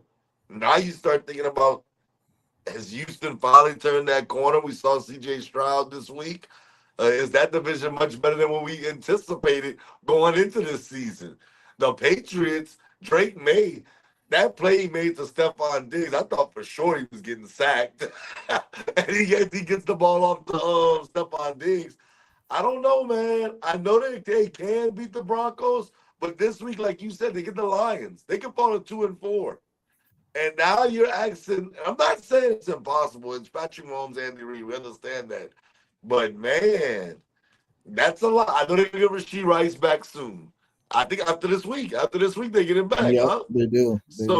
That's a plus for them, but, man, they kind of fall into that. If they lose this week, they kind of fall into that Baltimore Ravens, Cincinnati Bengals situation to me. Not saying it's over because their players are healthy, but they may need to make that move for Alvin Kamara. You're right. All right. Well, let's get to our predictions. Last week, man. Bad, awful. People were going in on TikTok on us, talking about, show me you don't know ball. Hey, it does not look like I know ball because I had the Rams, Eagles, the Seahawks, the Chargers, the Bills, and the Chiefs. I went 0-6. Me too. 0-6. Are you kidding me? I don't think I'll ever go 0-6 ever again on this show. Bro, that was horrible last week. Bro, people were going in. I swear to God, you people on TikTok, bro, and I'm not mad at y'all, but bro, we post videos where box office goes basically perfect on his picks, or we do really well, and y'all don't want to look at it all and give no props. The weeks that we go terrible, I swear it's like 10,000, 5,000 views, and they're going in on us. Look, man, last week was bad, and here's the season results. I'm 14-17, and so are you, X. He is 13-18. Jasper's 16-15, and Antonio's first at 18-13. And it's about time he had a bad week as well. Yeah, this was pathetic by all of us. Actually, But Jasper ended up having the best week. But yeah, other than that, we were bad. horrible. Horrible. Bro, All it was right. bad. Well, this Thursday night, we've got a division game. It's the Eagles going to the Meadowlands to play the Giants. And I know some people will roll their eyes and say, oh, Eagles easy. But let me remind y'all, a couple weeks ago, Sunday night game, Packers were huge favorites against the Cowboys. Yep. Draw. Then we had the Rams and the Niners. The Niners pulled off the upset. And then this Sunday night, we had the favorites in the Bills. They lost. Yep. And then Monday night, we had the Chiefs, and they lost. So it's insane because every primetime game has gone exactly opposite of what I thought. So tell Bro, me, when we Giants, all pick the when we Eagles. all pick the same team, I swear to God, it's like that team loses every time. Yep. Oh, bro. There's no way in hell I'm picking the Giants, bro. They just lost to the Saints. I don't care. I'm gonna just have to get this one wrong. If the Giants win, shout out to them. Hey, I'm picking the Eagles, bro. I don't care. You lose to the Saints, bro. I'm not picking you. I don't care what happened. Give me the Eagles. All right. Antonio's got the Eagles, and so do I. I'm sure the other two fools got the Eagles as well. Look, if the Eagles don't win this game, I will be shocked. But I also expect Saquon to play and to score against his old team. I'm going to go with the Eagles. Next game, we've got the Seahawks at the Jags. Antonio's got the Seahawks. Okay, so we're going back. No Saquon, with Saquon, I got the Eagles. I don't care if he plays or he doesn't play. Eagles they can't lose to the Giants, bro. Yeah. But as far as this pick, bruh, Tough this one. is finally the Jags team that I picked 2 years ago to win the division. They're finally playing like it. But oh my God, it's in Jacksonville, huh? Yep. Bruh. I'm taking Jacksonville. I'm gonna drink the Kool-Aid for once. Even though I want to pick Seattle because I do believe in Seattle, I just think that there's some magic to that Jacksonville team. A little bit of magic. So I'll go Jacksonville. Antonio's got the Seahawks. I'm going to go with the Seahawks as well. I'm not confident in it. For whatever reason, the Seahawks are better on the road. Right. And they've got some of the best home field advantage, but they've actually struggled at home. They're coming off that loss. I think they find a way to upset the Jags this week. The Jags are 4-1, man, which is very surprising. But I do think they run out of luck here, and I got the Seahawks. Okay. 49ers at the Bucks. Who you got? Ooh, man. Antonio's got the Bucks. Man. I feel like it's hard to pick these games. I went 0-6 last week. It's not as easy as I thought it would be. This is crazy because when you think something, you like, bruh, Yeah. that for sure this team. This crazy. Purdy's not gonna play, right? It's Mac It Jones, does right? not look like it. Right. Is Pearsall gonna play? Let me see real quick because I want to give you a quick answer. Man, I know He Bucky Irvin's wasn't. not He playing. I know Mike wasn't. Evans not. Huh? Pearsall and Jawan Jennings were out from practice today, Okay. so it does not look like it. I'm gonna take the Niners though, and it's no knock to the Bucks. I just gave the Bucks a lot of flowers. It's just that I think y'all all gonna pick the Bucks, and I don't want to be on that graphic where we all look like we picked the ones, and we look like a bunch of idiots. So I'm gonna take the Niners. The Niners beat a Rams team that I think is really good. I think that the Rams are legit. Mac Jones, like you said, he plays with this grit that we love to see on the football field. Christian McCaffrey, nobody's talking about him. I know Jonathan Taylor's having a great year, Right. Christian McCaffrey's balling. Yeah, I So mean he's back to CMC. right. So I'm gonna take the Niners. I think Bucky Irvin not being there, Mike Evans not being there. I think it finally catches up with the Bucks. I'll take the Niners. Okay, I'm gonna go with the Bucks. I'm just gonna roll with the The hot Hines. hand. Um, no reason not to trust the hot hand. The Niners are beat up. I felt like they should have lost last week. I'm gonna go with the Bucks. Okay. Plus they're at home. All right, next game, the Sunday night game, fire matchup, Lions at the Chiefs. Oh, I got the Lions. I have no reason to pick the Chiefs. I know they had that one good game where it was like, oh, the Chiefs are back against Baltimore. And Baltimore just we saw what happened this past week against Houston. A one in whatever team they only had one win going into that game. The Lions we both have them as number one in our power rankings. The Lions are not scared of the Chiefs. The Lions have weapons everywhere. I got the Lions, bro. Okay, Antonio's got the Lions. I'm actually going with Kansas City. There you go. I think they're due for a win here. I know the Lions look better, and I actually think the Lions are the better team. But I think they have to get a big game eventually. It Right. feels like actually the Chiefs have not won a big game in a long time now, as strange that is to say. I think I have to go back to the AFC title game last year. Right.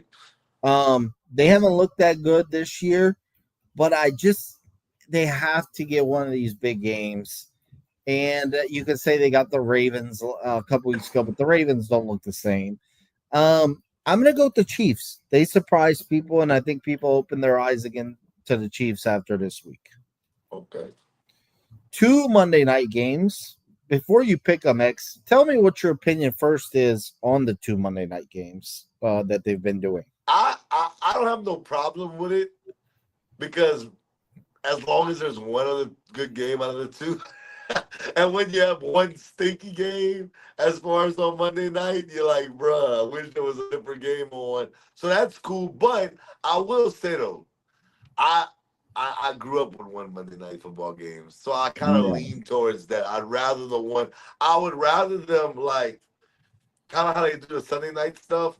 I know you pretty much can't do that, but like try to put that Monday night game like push a team back if you can and put them on Monday night. I know that's not logistically probably what you can do because as far as the area, the arenas, the different things, Right. and what you got going on, That's right. but yeah, exactly. So I like but that's the way I grew up. It's kind of like just nostalgia, just what you grew up on. So yeah, I'm gonna say I'd rather one, but I have no issue with the two. I'm gonna be honest. I want it to stay at one night or one game because I don't want to get away from primetime games. Right, I get what you're saying that it might stink, so it like ruins the Monday night feel or whatever. But it's possible 2 games stink. right. That's true. I mean, like I wanna have Thursday night, Sunday night, Monday night feel different. Um, and I think it would be better off. That's just my opinion. But it seems like it's every other week that they're adding on 2 games to Monday night. So I guess it's working out for them. I don't know. So how do you think like they can fix some of these issues as far as not having like a stinky game on a Monday night? I think they need to figure out when the games end Sunday night, okay, they need to work overtime and immediately decide for the following weekend what games to flex out. Okay. I think that would be the because Monday night it's 1 game, so you can live with that current Monday if you're trying to make changes after the game Sunday night. But for the following week, I think how can you not flex a game a week away? Like it doesn't affect travel that much if you immediately decided after Sunday night. Well, Right. what's the issue? For example, right? I'm looking right now at next week's schedule, right? And this Sunday night is Lions Chiefs. It's going to be a good game. That's going to end around midnight Eastern, right? And I'm gonna look at next week's schedule, and I'm looking at Thursday night Pittsburgh Cincinnati. You can't change Thursday night, okay? You can't Yeah. do that, and you Right. can't change the London, Germany, Right. Right. Right. Ireland game. We're taking those out, right? Right. Next Sunday night, for example, you have Atlanta, San Francisco. I think that's a good enough game to stay. But Yeah. let's say Atlanta and San Francisco were just trash, Right. right? Why would you not throw the Colts and the Chargers to Sunday night? Right. Like what does it change there? Those stadiums are booked that day for that game regardless. I agree with you. I think the way I would do it if I was with the NFL, and I know some people might not like what I'm about to say, the Sunday night game needs to be like the game of the week, whatever that game is. I That's the agree. game. You just change it as the game of Sunday night. On Monday nights, bro, I would stick to like division rivals. I would just stick to simple division rivalry games. Pittsburgh Steelers Ravens. Even if they're trash, you're gonna be like, oh yeah, I'm watching that. Right. Cowboys Eagles, you're watching that. Like I would just make it a division game where on Monday nights is strictly gonna be a division rivalry game and 17 weeks of division rivalry games on Monday night. Sunday night needs to be the best game on the slate that week outside that one division game. And then the Thursday night, you can kind of like play with that one a little bit and just kind of like before like you put the schedule together like for the entire season. Take chances with the Thursday night game because there's no football on that night, and people are they're hungry for football. They're gonna watch it. I know I will. Right. I don't see why they can't do these things immediately Sunday night. You contact the teams and it's going to change, and it's not going to change travel plans because you're still traveling where you need to travel. It's going to be the same place. It's just you might leave a couple hours early, a couple hours late. That's it. Right. Right. And X, I saw actually today someone posted it as a joke saying they need to immediately fix the Thanksgiving games. So let me give you the Thanksgiving games. Noon your time. Packers Lions, great game. We're gonna keep that one, right? Uh-huh. Kansas City at Dallas. Okay. I have Not no issue with terrible. that. Not terrible. Yeah, Plus, that's not the terrible. Cowboys are gonna draw The Raiders. Cowboys, look, I'm not a Cowboys fan.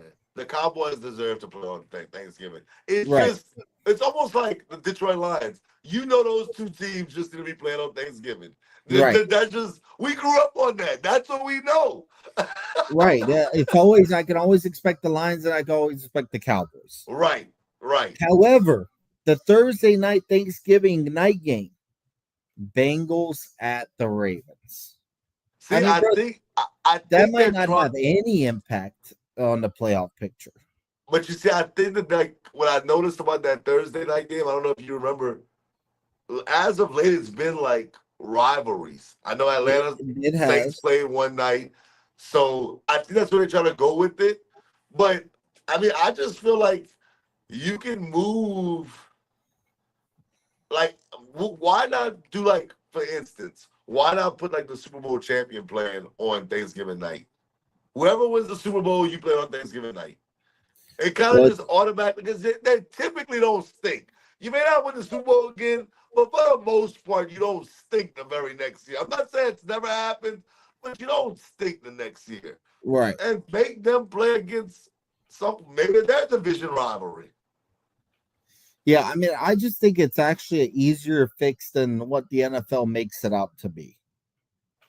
Right. I think they could help their ratings out so much as if immediately after Sunday night game they got to work, they immediately look at the schedule and say, all right, we're going to flex this game out for this game.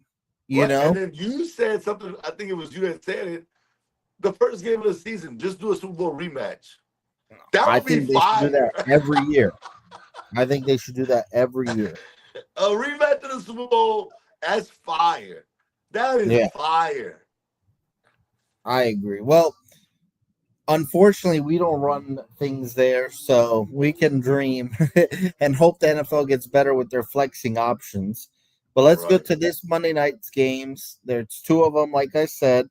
I'm going to say the first one that is playing, and that is Buffalo. Hold on 1 second. At the end of the show, when we go, wow. You know, I had to come on here this week. No way I was gonna not appear on the show fresh off my first win. You're only Box Office said that earlier too. He's like, "See, didn't even come on. The Saints gotta win."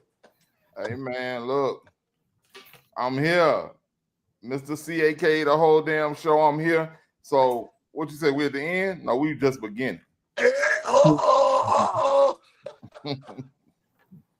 Well, see, we're making our picks. I'm gonna have you run through your picks real quick. I know I'm putting you on the spot, but so we picked the Thursday night game, Eagles at Giants. Who you got? Eagles. Okay, so me and C had me and X had the Eagles as well. I know y'all ain't pick nothing. We got the Seahawks at the Bucks. Who you got? That one hard. At the Bucks. Wait, no, the Seahawks are playing the Jaguars. Yeah, they just played the Bucks. Oh, I'm tripping. Good catch there, X. So X has the Jags. Me and Tony got the Seahawks. I got the Jags too. Okay. And the last game is, or the second last game was the Bucks playing. Who the hell the Bucks played? The Niners. Ooh, all right. Now, yeah, that one is hard. Bucks at home. I'm going with the Bucks. I'm going with the Bucks at home. Okay. X had the Niners. Is Purdy playing? It looks like he's gonna be out. Yeah, I'm gonna go with the Bucks. Okay, and then with the Sunday night game, fire. Lions at Kansas City. Who you got? I'm the only one that picked Kansas City. I think it's gonna remain that way. I'm going with the Lions. Okay. Well, we've now got 2 Monday night games, so this is the next matchup we Why have. do they keep doing this, bro? That's pissing me off, bro. Well, I don't know if you just caught on what we were talking about. Literally, me and X were just talking about. Do you like the 2 games on Monday night? No, bro. No, I do not like it. I told X the same thing. I want it traditional. Yeah, man. The 2 games. Who is that? Who is that serving? Who is that making happy? Like, I mean, I understand on Sunday I got to pay attention to multiple games, but on Monday I get to chill, enjoy one game if it's worth watching. Now you are on Monday. You possibly got fantasy implications that you got to watch. Probably a terrible game, and and also try to catch one of the games is gonna probably be good, but the other one is usually terrible. Like this week, Bills and Falcons, that's gonna be terrible. You think? Yeah, man, the Falcons not good, bro. And You know, she don't like the Falcons. He just be tripping, bro. so the Falcons good? They're not terrible, see. That are they good? They're all right. I mean, they're all right. No, they're not, bro. Well, that's the game we're picking. Let's get to it. Buffalo at Atlanta. My brother's got the Bills. I've got the Bills as well. Well, you got Yvonne. I'm going to go with the Bills just because they lost last week and I can't see them losing 2 in a row. But I don't think Atlanta's terrible. I mean, Penix is a little up and down, but when he looks good, he looks really good. So, bro, they coming off. Okay, the only thing they have. So they're coming off of a bye. Oh man, I feel like every time we agree, bro, we did terrible last week. By the way, see, I was about to say, what were the records? Horrible, bro. See, I went 0-6. Damn, bro, you fucked. I'm about to tell you how you did. Hold on, because I think he went 1-5. Nah, man, no way. I'm telling you, it was bad, but Twitter, TikTok is going in on us right now. 5-1, man. Go on, tell them, man. 5-1. Not at all. let me pull. I'm pulling it up. Hold Okay, on. look. Okay, you picked the Rams to beat the Niners. We all did because I did the graphics for it. Yeah. Okay. See what you did. I think the one you got right was the Commanders over the Chargers. All right. See, you got the Rams wrong, the Eagles wrong. You picked the Seahawks. You were wrong there. You did get Washington right, and you actually got the Jags right. So you went 2-4.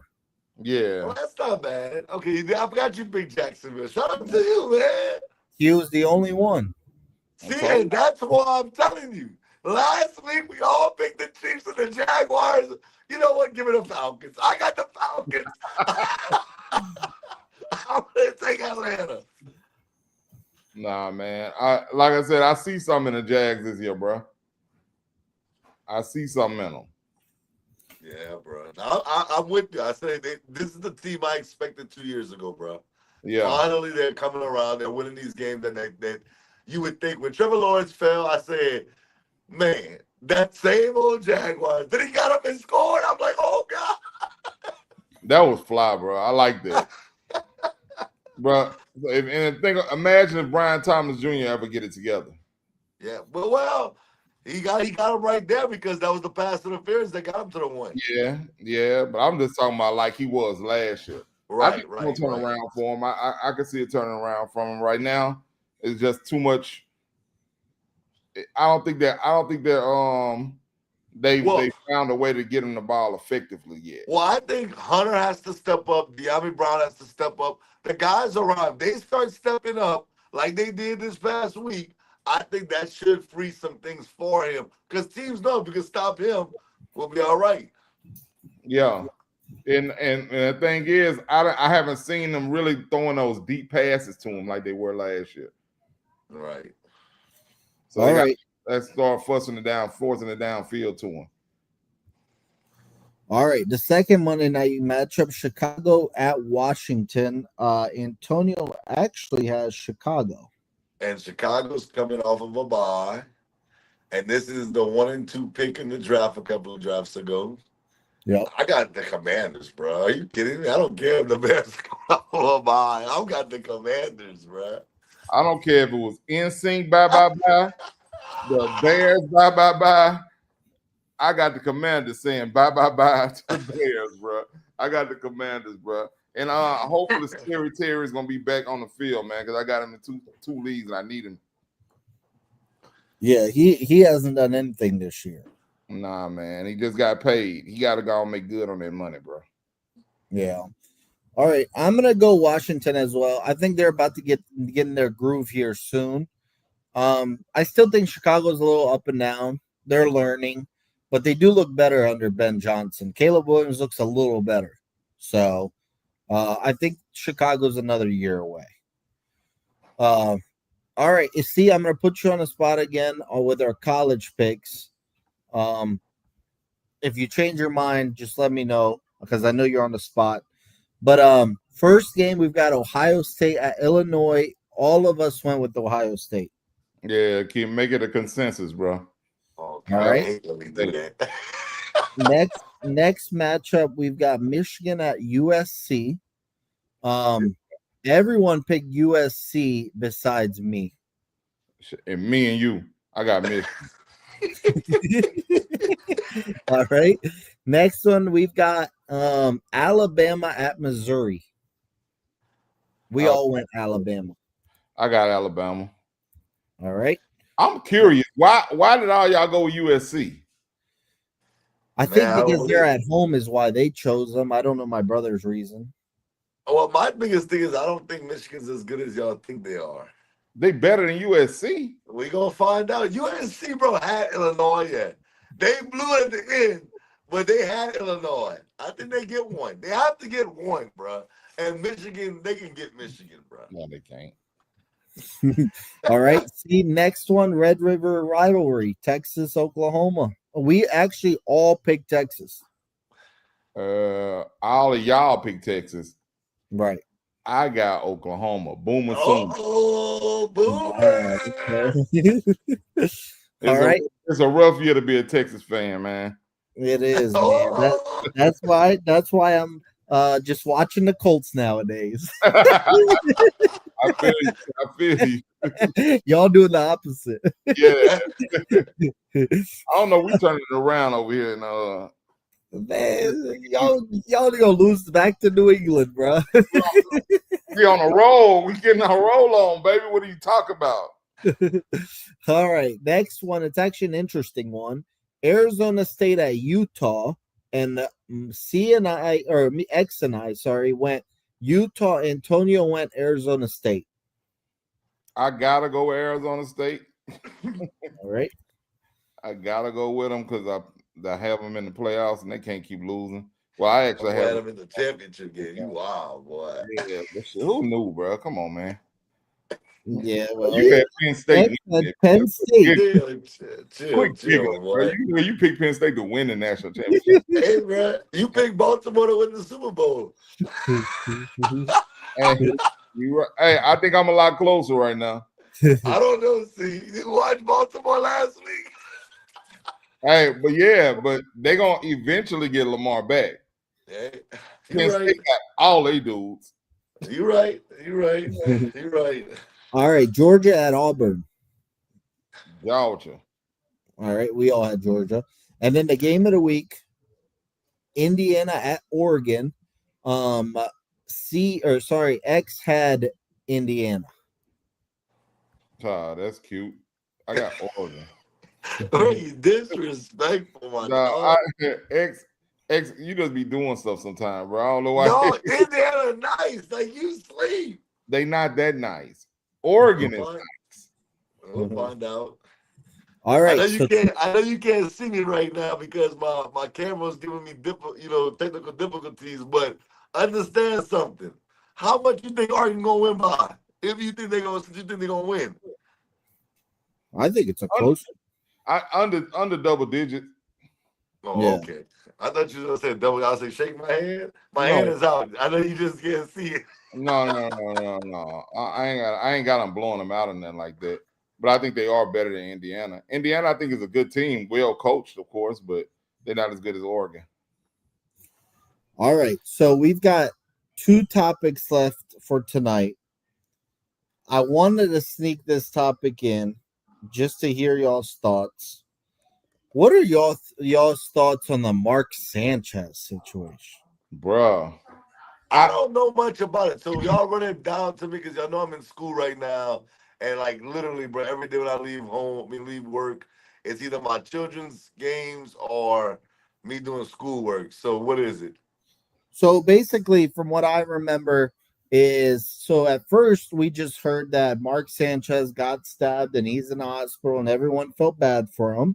Right. Then reports after that came out that actually he was at a bar or a house or something, but he was outside drunk as hell doing wind sprints, and he was complaining to the Uber Eats DoorDash driver, whatever, that he was in the parking spot he shouldn't be in or something like that. And basically they started fighting, and but Mark Sanchez started it, and it was a 69-year-old old head, and his ass. Yep. And he started stabbing Mark Sanchez, but then pictures came out of the old man, and he looked in terrible shape. I'm telling you, he got beat up as well.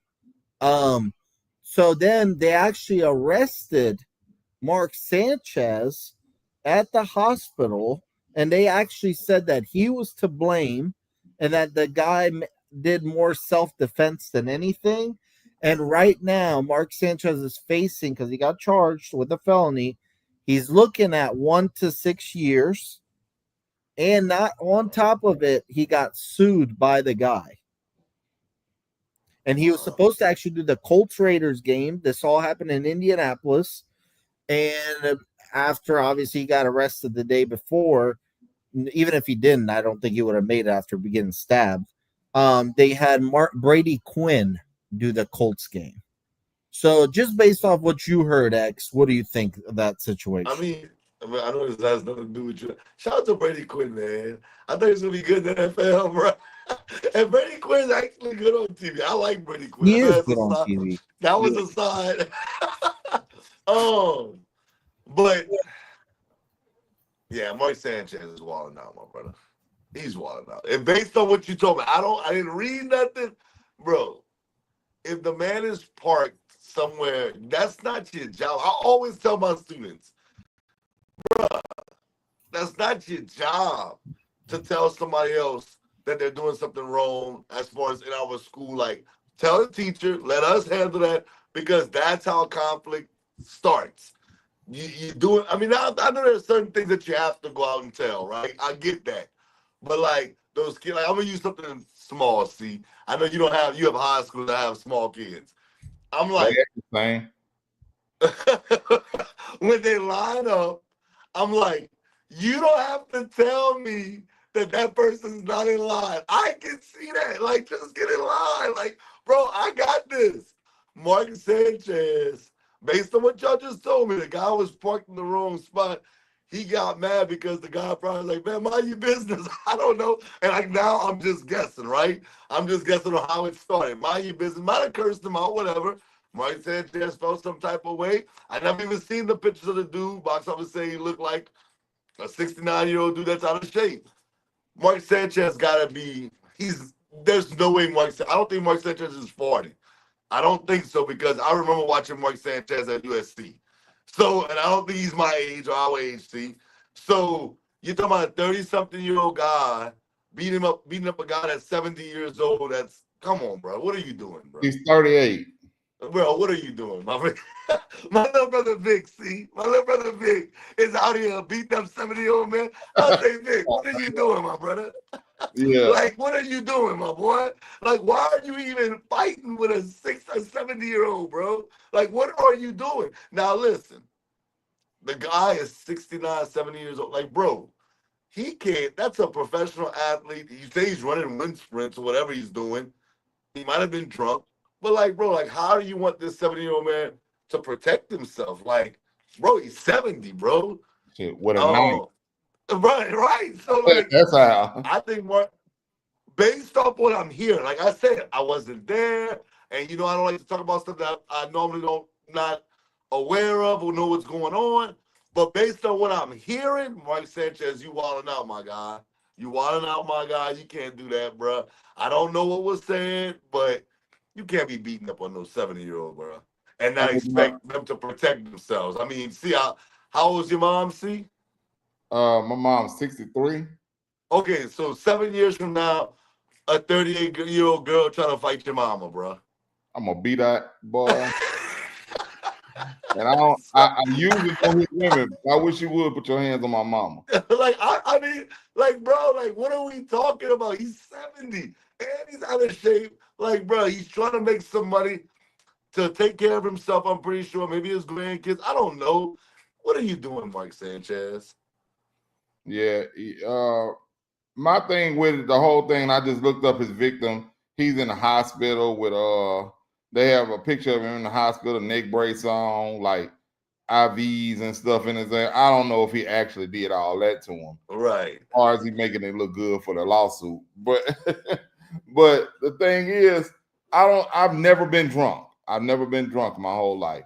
Everything I've ever drunk in my whole life could all fit into this one cup. Just for me tasting something ever. So I don't know what it is to be drunk. I don't know what triggers people to do stupid things like that when they have too much alcohol in their system. But that's still no excuse. If you did that and you notice how you get when you drunk, you shouldn't be out there. You should have somebody with you that tell you, hey, you tripping, come on. You know what I mean? It shouldn't be, there's no excuse for what he did if that's what he did. And of course, like Box Office said, when it first came out, all we heard that Mark Sanchez had gotten stabbed. And I was like, oh man, I hate to hear that. Then as the day progressed, they said he was arrested. That's what came across my phone. I said, he was arrested? I think he was stabbed. Then I said, let me see what they're talking about. And I read just a little bit about it and saw the fact that it was an old man had stabbed him.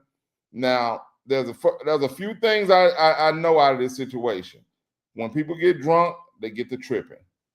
And the second thing is, you mess with an old man, you probably gonna get stabbed. That's what's probably gonna happen. Old men are known to keep a little pocket knife on them or something, just in case somebody decide they want to jump on them, and they gonna jug your ass. and that's what happened to him. That's what happened to him, man. An old man is not gonna be no easy win for you, bro. He's not gonna be no easy win. People think that, but most men, and from what they said about, they say he's a truck driver. And if I wasn't mistaken, I think they say he's like a veteran. Well, I don't know about the veteran part. That's not it. They say he's a truck driver, but yeah, the truck driver had a knife on him, and if you try to jump on him, he was gonna jug you. So, Sanchez, you live and you learn, bro. But now, guess what? You are unemployed. For sure, you're unemployed. Now you're gonna have all the money that you saved up. You're gonna have to give to him. You might be doing DoorDash, Postmates, or whatever after this. From what and somebody gonna be tripping about where you parking to make your delivery. Come on, man. You got to do better, bro. You got to do better. That's all bad. All bad. All right. So, bro, I just real quick, Box Office. I did what y'all said. I went look at the picture. Man, my boy look all beat up, man. I know. See, you saying, I know what you're saying. I understand it, but come on, Mike, bro. What you doing, man? Yeah, and like I said, bro, that right there, 38-year-old man versus a 69-year-old man. Of course, the old man's gonna look beat up. But guess what?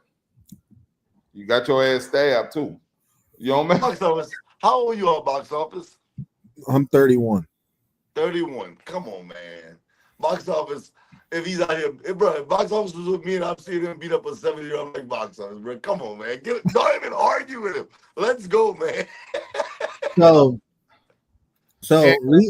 and old men be talking greasy to you too, though. Oh yeah, absolutely. They talk greasy to you too. So if he was over there talking, if Mark Sanchez was talking to him crazy, I guarantee you that 69-year-old man was talking crazy to him right back because he knew what he had in his right pocket, and he had his hand in his pocket waiting for him to rush him.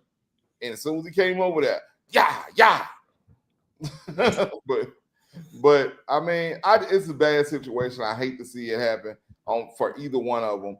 And hopefully Mark recovers well so he can get his new career in Postmates together. And the old man hopefully gets the money he deserves because he I don't know if his neck's broke from the altercation, but he got a neck brace on there. So I think that might be a little bit putting a little more salt on there for the lawsuit. But either way it go, man, he ain't have no business doing it. So my mom's an attorney. If he need an attorney, holler at him. So I've gotten drunk way too many times in my life that one thing I've learned is you're either an aggressive drunk or you're not. And I watched recently, it was literally last week, Dan Patrick interviews. I always watch Dan Patrick interviews. I never watched the show, but his interviews are really good. He's one of the best people at asking the questions he asks. Always has been. And Mark Sanchez was on there. And Mark Sanchez, honestly, he's the type of guy I'd tell him, marry my daughter, how nice he was, like in that interview. Like he was great. Just a stand-up guy, honestly. So when I read this, when I saw that he got arrested and that he stabbed him, it immediately told me that he's an aggressive drunk. That's what it told me. So Mark Sanchez, no matter how nice of a guy he is, as soon as he gets some in his system, he's an aggressive drunk. And those type of drinkers never should drink. Because it's going to go hate. I got a couple friends like that. I'm going to be honest, I hate going out with them. Mm-hmm. Best people ever to sit around and talk with. But the minute they start drinking, they're immediately, why is he looking at me? Why is, and I'm like, bro, nobody's looking at you. You're literally creating scenarios in your head. And those people are a buzzkill to go out with. So what it tells me is Mark Sanchez was completely belligerent and blackout. And when you're blackout, which I've been drunk, you really, what it means is truly blackout. Like you don't know what's going on. Your body and your mind is working for you. And you wake up next day and you're asking people, bro, what I do was I acting up this and that. And it happens out of nowhere because you don't sense it. Like you sense your tipsy as hell, but you don't sense when you go over the top of that. And I don't know what makes the brain like cut off, but your eyes stay open and you still are functioning. I don't know how it works exactly, but when you hear someone's blackout, that's a real thing. Like I'm telling you, like I've been blackout and I did not know what the hell I did until the next day. And so Mark Sanchez, I'm 100% sure was blackout. Not making an excuse for him because he shouldn't be doing that in that type of position. First off, you got the Colts game the next day at noon. He should actually, like he's literally gonna be hungover doing the game. And he was completely blackout, and it tells me he's an aggressive drunk. It's just that simple. As nice of a guy he can be, I think he's an aggressive drunk, and I think he really needs to consider stop drinking, especially when you're out here fighting with old men. I mean, I'm sure the old man. What I pictured happening is the guy pulled up to deliver DoorDash, and Mark Sanchez, being drunk as hell, told him, "Hey, don't park here." And the old man said something similar back, and then it escalated. But come on, bro. I mean, I've been so many I'm not an aggressive drunk, but if I was, I don't think it'd ever come in my mind to stab somebody. Like, you know what you got to think to do that? Like, you're the old man stabbed him. The old man stabbed him. Oh, that's right. But I'm saying the way the pictures looked, it seemed like they were going back and forth. Like, I don't know if Mark Sanchez grabbed the knife and, like, I don't know if he stabbed him. Yeah, I mean, it looks like he got stabbed too. I don't know 100%. Regardless, I think Mark Sanchez needs to stop drinking because he's clearly an aggressive drunk.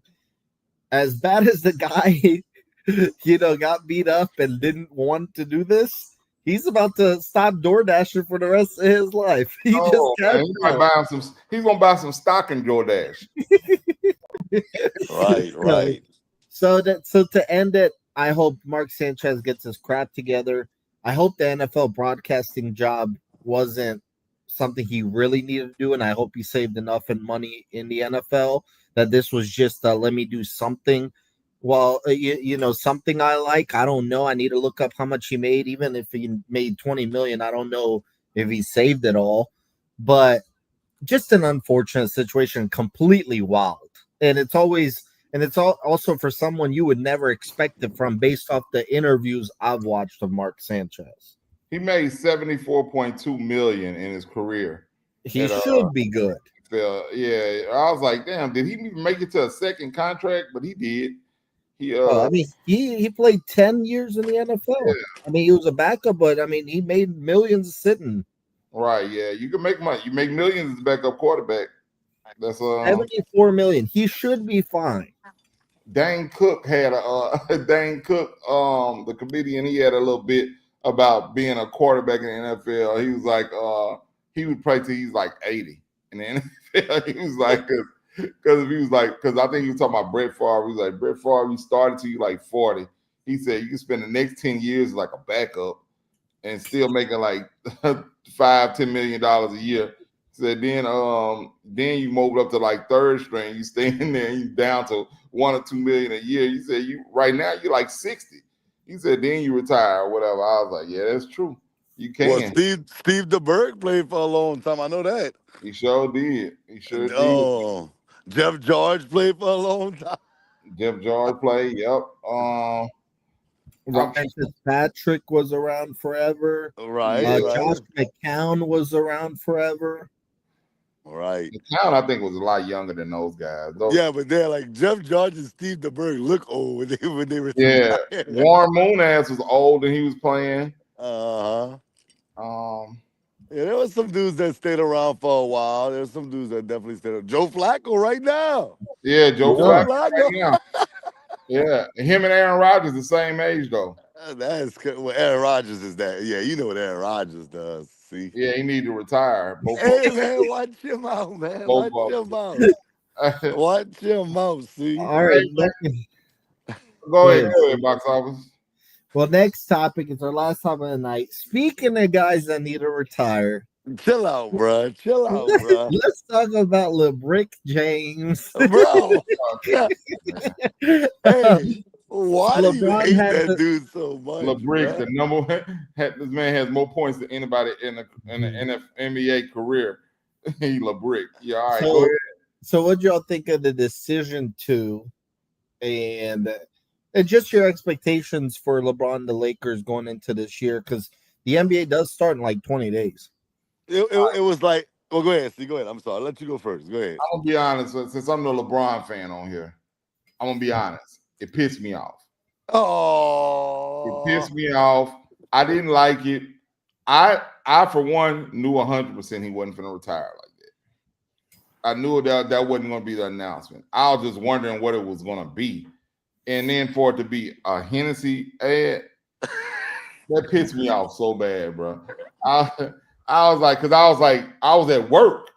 I was at work. I said, oh, damn, they said it's going to happen at 12. So I hit the internet at 12 and I see the internet. I see the ad. I'm like, bro, I'm thinking, I didn't know what, I thought he may, if anything, he's going to give a time span of how long he's going to play. You know what I mean? Or that he was finna buy a team, something. It wasn't gonna be a damn Hennessy ad. I'd heard something about him dropping a new shoe. I was like, well, maybe it'd be something about a shoe, but a Hennessy ad, bro, I was disappointed. But as far as the Lakers this year, I don't see championship aspirations in there. But you never know when the season starts off. They won't be my pick for the championship starting off, though. I know that. Dang, see that you giving up on the Lakers before the season even starts? Come on, man. I mean, I don't think that they made too many big changes to where they're gonna be the favorite coming out the West right now. Okay. They're not better than OKC right now. No. Well, I'm gonna get to that in a second, so I'm gonna start with the decision too. Hey, first of all, I know C don't like it, and I get why. But I want to say shout out to Bron, and I also want to say shout out to Hennessy, because I know Bron got paid a hell of a lot of money to do that. And I want to say shout out to Hennessy because I'm going to tell you why. See, dog, whoever is their marketing guy and their branding guy, that was incredibly great. Like, it was so... You're right. I didn't say that part. That was... Yeah, bro. Like, if I could spend some money, like we used to do So Official parties. Bro, if I could have got Bron to say the decision 2 on the So Official party, dog, that's like, you party about to jump. Whatever you got going on, that NBS brand. Look, the decision 2. I tune into the NBS podcast. Shit, you know how much you about to blow? Bro. Because everybody and their mama wanted to hear what Bron said. So shout out to Hennessy, bro. Brilliant marketing strategy. But I know y'all may not like it, but that was brilliant. But the thing is, man, I feel like the Lakers they wrong for taking the people money. They need to refund the people money, bro. Refunding people damn money, bro. Don't y'all jack those prices up. And then they knew he wasn't retiring. So Bro, then to jack up the prices like that, that's wild. They need to refund them people. Anything over $88, they need to get them people their money back. hey, That's how bro. the tickets were. Hey, bro. I'm just saying though, bro. Like, I'm looking at because I went to school when I graduated. Marketing was like one of my minors, and that was brilliant. Like, if you could like take something and say, "How am I gonna market this?" To use the decision and get Brian to be on board with it for the decision too. I know y'all paid him a boatload of money. Hennessy, which Hennessy probably has the CEOs of that company or the CEO of that company, but brilliant. So that was brilliant in my point. Now I understand from a basketball standpoint how people like you, maybe Yvonne, some other people like upset about that. But I'm just looking at it from a business standpoint. Fire, fire, fire, fire. Now, as far as the Lakers, I actually do like their roster. I know I'm not sitting there saying they're gonna win the finals, Yvonne, but Luka Doncic, I like the addition of Aiden. Um, and Luka looks like he's in much better shape going into this season. Bron, even though he's not what Bron once was, let's make no mistake, he's still one of the better players in the NBA. He's still gonna go out there and put up points, and then you add in a Luka that's in shape, along with a guy like Aiden who can, you know, hopefully revitalize his career. I think the Lakers are gonna be a good team, bro. Of course, like she said, you never know. They can make a move here or there, and they could end up being a championship contender because they have some pieces, bro, in place. Connect has to play better. Um, but yeah, I like their team. All right, I'll go next. Hmm. So it actually, I actually fell for the bait You did. because I actually thought LeBron was gonna say, "This is my last year," and it made sense to me because it was 20 days before the season. It was a good time to announce it. He wanted an extension further than this year with the Lakers. The Lakers said no. So this is his last year on the Lakers contract. And I know he wants to end his career as a Laker. So I was thinking, okay, well, all the signs point to he's basically kind of being forced to retire if he wants to end up a Laker. And I thought this was going to be it. Now, no way in hell was I tuning in at noon for that guy. I was like, I'm just You going are to wait. such a hater, I'm bro. just going to wait for my Bleacher Report notification, which I got. And of course, it says LeBron promotes Hennessy. Not my bro. There ain't no way he just did that. That's the most LeBron thing ever. LeBron is way too big to do that, bruh. Come on, LeBron. And not only that, he screwed his own fans over. Now all the fans gotta pay 3 times the tickets for the Lakers games. I mean, LeBron, not only did you screw the Lakers by taking the max, now you screw your fans. And come on, I mean, this is just the most LeBron thing ever. Ridiculous. Bro, How much money does that guy need? Bro, you are the biggest LeBron hater in the world. Like, I can say, okay, you don't like him as a player, but no, come on, man. Like, why you gotta take shots all the time at everything he does? Dog. And my thing is like, it's nothing to support it, bro. It just is ridiculous. Dog. I'm oh man, I'm looking. I can't find this stuff. I saved something X. So if I find something, I can share it on the screen.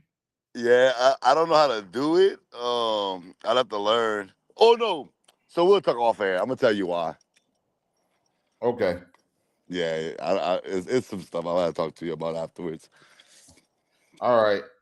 Well, I got something I wanted to bring up. What's up? Damn, where box office go, man? I heard he froze and when he didn't respond about LeBron because he inboxed me when LeBron was making this decision before like it actually happened, and he was like, "Bro, he's such an he's always wanting attention, and y'all keep falling for it." And I'm like, bro, chill out. Nah, man. I want what? Box office ain't back yet. Hold on, let me see if he's back. Hold on. No, he ain't back, bro. But the thing about Bron, bro, like I said, it's people like box office that just hate him for no reason, bro. And like even when he just brought up a list of stuff that don't have nothing to do with nothing. Talking about he screwed the Lakers because he took the max. Okay, he took the max. Who did that max hurt them getting? Right. Nobody. Right. Fans. He didn't tell the fans to go buy them tickets. He didn't say nothing about him retiring. That's them. The Lakers screwed the fans. Man. You know what I'm saying? It's like, he could but that's one of the things though, man, with all his popularity, you got to take the good and the bad part about it. And I think he's done an excellent job of doing that his whole career. Nobody has ever came into the NBA with as many expectations as him. Can you think of anyone that's close? No, man. Like Bron, like I always tell box office, you don't have to like him, you don't have to root for him as far as like from a basketball sense. And even box office has admitted like he thinks Bron's a good guy off the court, right? But Yeah. like my thing is like at the end of the day, you leaving? I got a key. No, I'm gonna set it. All right. I'm sorry. Excuse that. I was talking to some people that was at the building. But yeah, like my thing is like, bro, you don't have to be a fan of Bron. You don't have to be a fan of him on the court. But like off the court, bro, he's a businessman. Like, what is he supposed to do? Tell Hennessy, nah, y'all keep that however many $1 million that y'all want me to do this. Hennessy probably came to him and was like, look, Bron, we got this great idea. We want to do a decision too. And you'll introduce our new Hennessy. And Bron might have been like, well, like I'll do it, but it has to be for a right number. And Hennessy was like, well, this is the number we're thinking about. And like Bron might have been like, nah, cuz I want way more than that because this is about to blow up. Because it's fire. The marketing scheme behind this is fire. Yeah, bro. From a marketing point of view, that was awesome. Right, bro. Awesome. They had the internet blew up when Bron announced he was going to do the decision too. Right. And then what's crazy, if I'm not mistaken, didn't he have on like the same outfit? Yeah, it was pretty much. It was very similar. Very similar. I said, damn, is that the same? Is that the same guy who interviewed him? No, it wasn't the same guy. No, that wasn't the same. But I think they did everything right. They did everything right, and I know what makes me mad about it. I feel like that really should have been how he announced his retirement. Now he's wasted it. Right. I like it because it's like poking fun of the one thing that a lot of people say is like the one stain that they don't like about his career. But like at the end of the day, like, bro, they raised a lot of money when he did the decision one. I know you may not have liked it, but like my thing is he poked fun at it. I mean, it was funny, but he also got paid a lot of money to do it. So I don't have no issue with him doing it. I don't think he should retire like that in that facet. I think he should retire just saying, like, bro, I'm done playing. I'm going to be done playing at the end of this season, whenever that is. I think that would have been dope if he had done it like that. That's why I think he wasted it. I think he wasted it on Hennessy. I think I think that's what he wasted a dope idea for his retirement on Hennessy. And now he's gonna have to top that. Yeah. All right. Yeah, I don't have no. I mean, I just think like Bron, bro. We've nitpicked, like not say we, but I'm just saying the media, right, and the fans and the people that tuned into Bron his entire career. He's been nitpicked from the moment he stepped on an NBA court, bro. In every facet of the word, nitpick. Like dog, everything he does, dog, gets nitpicked to the 100th degree. And so, I mean, no, he's gonna do it his way, however that is, and I'm cool with it. I'm here for it all, bro. Yeah, I mean, like I said, it's dope. I just, like I said, I think he wasted it, and that's the only thing that upsets me. But it's all good. however he wants to do it, he did it. He does it, and he's gonna do it. So I mean, hey, bro, that's dope. That's dope on his part for doing it and getting the money. I mean, I know we all wish we could have gotten it like that. You know Right, what I right, mean? right. So I can't be mad at him for him doing something that I wish I could have done. You know what I Right. mean? So I was trying to wait on box office to get on here, but I'm gonna ask you, bro. What's up? Since the new developments about Karen Lacey, how do you feel about them? I think that the apology should be as big as the disrespect was.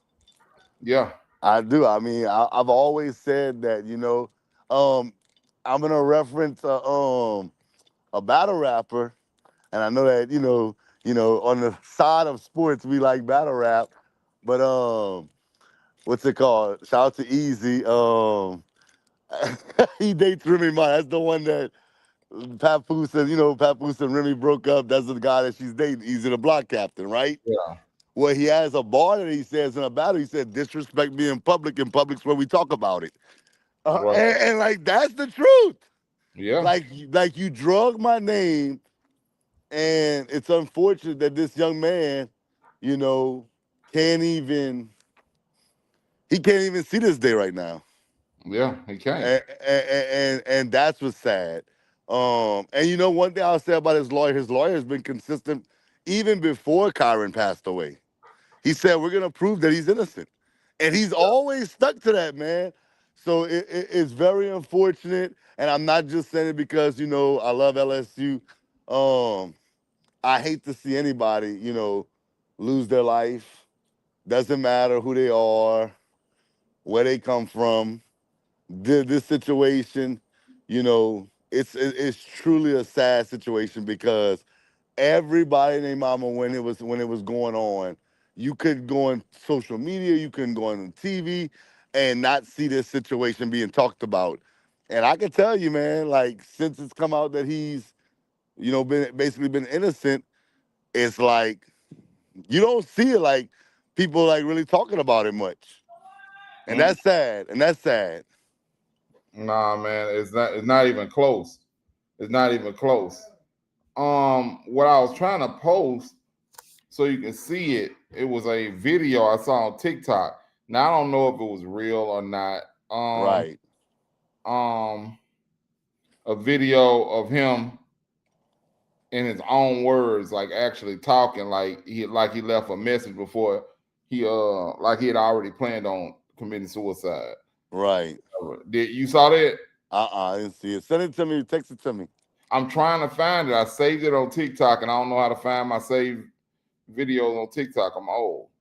Okay, you gonna go on TikTok? Just Yeah. go to I think it's to your right. When you're on your home page, it's like there's like 5 icons. I think it's to your right. And when you click it, it should show up your saved videos. To my right, like under my Let me see. Let me see if I can go in there. It'll be your 4th icon over Oh your yeah, there you go. videos. No, damn. Hold on. Oh, okay. I go to my home page. Yeah, you go to your home page and the 4th icon.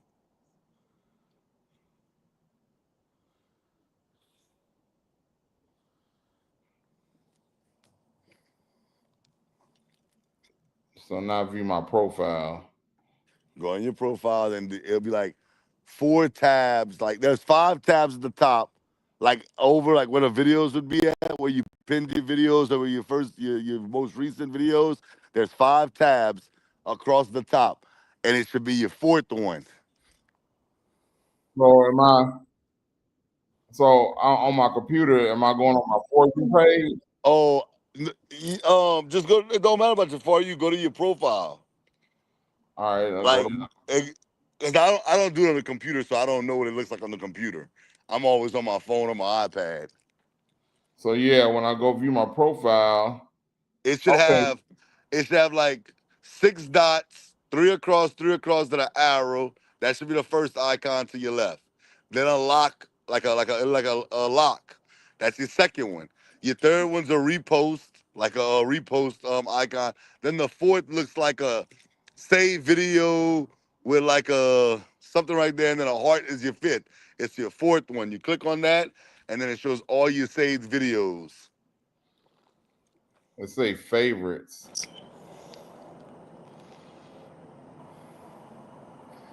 Yup, you can hear me? Yeah. Okay, I thought my phone had went out on me. No, man. I don't know. Whenever I you have think a chance, whenever you have a chance, just send it to me. It could be after the show. yeah. Yeah, man. But it was like I said it almost I know it can't be real because I know it's his voice, but AI. Yeah, AI is incredible right now, bro. I know some people don't like it, but oh, you pulled it up? No, that's I just went to my phone to see if I could Okay. get on my phone. Yeah, AI, bro. I love AI. I'm not gonna lie to you. There's some things, of course, some you don't care for, but AI, bro, it's something, bro. Yeah, man. Take advantage of that now. Tell anybody tuned into the show and see, hey, bro, that AI is different, bro. If I'm you trying to, I'm if trying used to, I'm trying to properly, use it. if used properly, man, it's just you hate when people use things wrong. Right, right, right, right, right, right, right. Bro, I don't know why. Like I said, whenever you have a chance to send it, bro, send it. We gonna be good. Just send it to me when you have a Oh, no, chance. you know what? That wasn't even TikTok. That was Threads. Ah, That's why I can't find it on TikTok nowhere. Yeah, I damn sure don't know how to use Threads. Um, it can't be that hard to figure it out, man. Oh, there you go. Save. It's just like Instagram. Yeah. I'm sending it to your Threads account. okay, cool deal. Yeah, I'm gonna check it out in a few. Yeah, man. It's like On the day the world finally knows what I already know. I never caused that accident. I need you to hear from me. I am not guilty. For months, I've been carrying a weight that was never mine. The headlines, the voices online, the people who didn't know me, all of them judged me like I was a criminal. They stripped me of my smile, my career, my peace of mind. Every day I woke up weaker, more tired, more broken inside. I tried to fight, I tried to hold on, but the truth is, I can't keep going like this. I am not running away, I am not escaping justice. I just don't have the strength anymore. My spirit feels crushed, my body is worn out, and I don't know how to survive the storm of lies any longer. So I leave this message behind, not in shame, but in hope. Hope that when you watch this, you will see me for who I really was. A man who loved, who dreamed, who fought, and who was innocent all along. Oh you feel it, wow. bro. Yeah, I heard it just now. Yeah, bro. I like I said, I don't know if that's AI or whatever, bro. But that almost made me break down when I saw that earlier, bro. Man. Because because when you think about it, like I said, mental health and these young kids, like I said, they kids to us, bro. Right. They kids to us. He was 24, bro. Right. That's a damn near child. I got a child 24 years old. Right. Right. When he lost his life, and I could think about how that affected him, and being innocent, knowing that maybe he was weaving in and out of traffic and driving recklessly, but he didn't have anything to do with what happened with them. Right. And knowing that, and people turned on him just like that, he's been loved his whole life. Everybody's the golden child. Everybody loved Karen Lacey. Then all of a sudden, he's public enemy number one. That had so much of an effect on him that he ended up taking his own life, bro. That's sad, bro. Yeah, bro. For That's sad. sure. And I know when something happens to you, you lose a loved one in that type of situation, you look for someone to blame. You want to have justice served, but it can't just be just because that's the famous person. Right. Right. Oh, yeah. And to all my young people, because like you said, see, we have children that are very close to the age. You have one that's actually that age. Um, you know, things in life sometimes gonna get tough. It's gonna get tough. And I mean, hopefully you never have to be in that type of situation that Kyron Lacey was in at all, because, that's a tough situation to be in. But I just would have hoped that, and I'm pretty sure his family did tell him, listen, if you and the lawyer saying you're innocent, hey man, I know it's a lot that's going on, but sometimes, and we this, see, sometimes God puts us through things that we don't understand why. We don't understand why. And I just wish that he would have, you know, still been here, man. To not to say I told y'all so, but just to be here for his loved ones, his little brother. You see the picture of him and his little brother, man, and that's what almost made me cry, bro. Yeah, Cause bro. like, bro, I'm a little brother and I'm an older brother. If Yeah, something happened to my older brother, man, if something happened to you, you like my brother, I would be heartbroken. I'd be like, man, bro, like he could have called me, like we like, dog, you can't do this. I don't care what the rest of the world's telling you and right, how they view you. you right, know. So like, yeah, but that was the tough part for me. Um, I just wish that he would have, they would have, his family, his loved ones would have gotten to stand on that tent and be like, bruh, it don't matter what the rest of the world's talking about. We know who you are. We know we gonna get through all this together.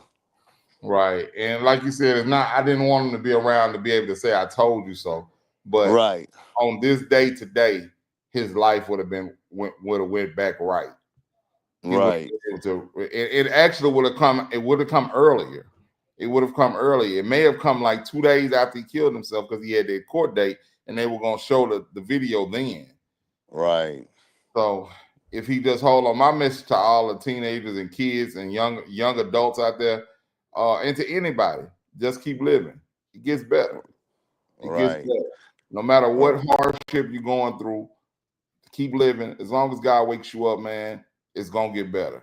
It might take a little time, but you built for it. God didn't put more on you than you could bear. right. And my thing is, think how powerful that testimony would have been, bruh. The world turned their back on me. You Yeah, know what I'm saying? If you'd have still been around, the world turned its back on me. yeah, And my family didn't, and now look at us. Now, NFL teams probably be calling his phone, trying to get him in. You know what I'm saying? yeah, Somehow, somewhere. I just think that would have been a powerful testimony, man.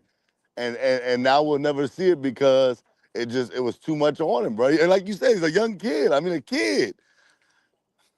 yeah. Man, and man. and and kids these days they're not built to take all of that kind of pressure and stuff like that, man. And I unfortunately he's an emotional. He was an emotional player, so you Right. can see that he kind of was an emotional kid in general. So those emotions sometimes they can be good in some instances, and sometimes they end up bad because they're too emotional. And we know there's innocent people that's locked away right now. Mm-hmm. And maybe that got to him. He was like, I know that I didn't remember. They're trying to make an example out of me. And Yeah, they're not gonna care. Like they're like, and there's some people, man, they refuse to go to jail, man. I'm not going to jail, bro. yeah, I know. Especially if I didn't do anything wrong.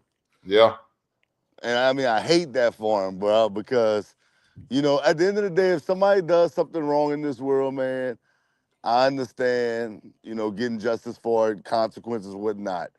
But we have to stop with this. And I'm in an authority position being a teacher. You are as well. Police officers, judges, lawyers. We have to stop just trying to, and I'm not saying I do it or you do it, but just in general, if we don't know who did something, we gotta find somebody to place the blame on. We yeah. can't do that, man.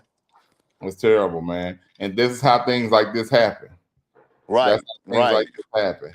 So I hate for it to have happened like this, man. And prayers go to him and his to his family. And God rest his soul, man. God rest his soul. Absolutely, man. Absolutely. Well, But yeah, we're gonna end it on that, Ted. We're gonna shout out. I'm gonna just say shout out to you for even doing that topic. A lot of times people run from topics like that because, they don't want to talk about it when it's on the flip side, like we just said. They want to talk about it when it's the hot topic and it's belittling somebody, but whenever you can come back and say, look, man, this is what it is, and we want to share light to it. So shout out to you for that, man. Shout Yeah, out to Kyron Lacey's family. Um, Definitely praying for y'all. And shout out to all the young people out there, man. Like you said, see, mental health is very real. Um, but don't ever give up on yourself. Don't ever give up on yourself. If you know that you are being wrongfully accused of something, man, I know it's not always the easiest, but be willing to stand on them 10, man, for real. Because God's gonna make it a way where people gonna know what's up. Shout out to my family because I'm out late again doing the show. But, I had to come on here to show C and Yvonne what I do week in and week out. Hopefully my camera's working next week again so I can get back to it. And see, man, trade your boy. So I told you trade me Derrick Henry. Oh, now you want to get rid of him. hey man, you wouldn't offer me nothing close to what I got. Hey, man, that boy, Derrick Henry. Oh, my God. Bro. Bro. Hey, you got off on him. And what you got for him? I got Terry McLaurin and Chuba Hubbard. Yeah, you wanted that. You wanted that deal. I don't know what Mike was thinking. Mike is tripping. You wouldn't have got. I would have maybe gave you Terry McLaurin for him, Bro, and you wouldn't have got him. We'd have still been on the stud for him. bruh. But he can live that because, bruh, ain't no way. I looked and saw the trade that went through today, and I was like, damn, bro, I should have kept him, man. Oh God. But because now I'm super loaded at running back. I got like four good running backs now on my team. Now I need to be trading to try to get some wide receivers, man. Hey, let's see something, bro. What's going on? Man, hey, bro, I told you. For Mike Evans, I want a stud, man. I don't want no. I know Ramondre Stevenson had a good game. I don't want to hear that, bro. He's had 2 good games and he's been double digits. I think in all games except for one. Hey, you give me somebody that is not Ramondre Stevenson. Maybe we could talk. It gotta be somebody nice though. I need to see if your player need to get off the injured reserve. Bruh, you gonna miss out on Mike Evans. Y'all be scared to trade for injured player. Bro, if I can get an elite guy, bro, I'm getting that boy. I don't care if I have to give up a little bit right now. Bro, you just said you got 4 running backs. Right now, bro. You can't play all 4 of them? Ibuka better than him right now, bro. Yeah, but Ibuka's better because Ibuka's playing. Right. That's why. Ibuka was better than him before then. Come on, see, bro. I see you a little something. Hey, bro, don't send me nothing bogus, bro. Don't say if it ain't a start running back. I don't even want to. I'm not even entertaining it. I'm telling you, I'm not entertaining it. And I think that's fair because you didn't want to trade me Derrick Henry for him head up. Okay, cool. Derrick Henry's one of the elite guys, so to speak. But the rest of you guys ain't elite except for Bijan. I know you ain't trying to be Bijan. I wouldn't even. Don't even mention his name. Don't open his mouth to say Bijan. Bro, you don't even like Falcon players. Why are you keeping Bijan? He's the best running back in fantasy. Oh, no, he's not. He ain't better than Jonathan Taylor. You tripping. Okay, he's second. Hey, bro, I'll give you Mike Evans and Kenneth Walker for Bijan. I wouldn't give a damn who you sent with Mike Evans. You wouldn't get Bijan. No, you get a starting running back and Mike Evans. But I send you Kamara for that. Bro, I don't want. But what? Bro, I wouldn't trade you Mike Evans for Kamara head up. I wouldn't trade you that either. You're right. So we good, bro. There's no way I'm giving you Kenneth Walker and Mike Evans for Kamara. Bro, I wouldn't give you Kenneth Walker for Kamara. I could have got Kamara from Shuck. I wouldn't give you Kamara for Kenneth Walker either. Oh, bro, stop, bro. Kamara might not even play this week. Cap. I'm serious. Like, go look it up. He avoided a serious injury. He's day to day Watch you don't play on Sunday. I'm not lying. I'm dead. Like, bro, for real, for real. Didn't I say y'all got 4 good running backs? Hey, bro. Hey. Send me that boy. I don't want Chuba Hubbard, man. The Panthers. I tell you what. I seen you an injured player for an injured player. I seen you mixing for him. No, bro, stop, bro. Bob, bro. Hey, man, give me shout outs, man. We still on live. Man, last week, shout out, I was going to my family, Hunter Morgan, Tori, Christian Lee, and Elwood. Daddy, love y'all. I'll see you in just a second.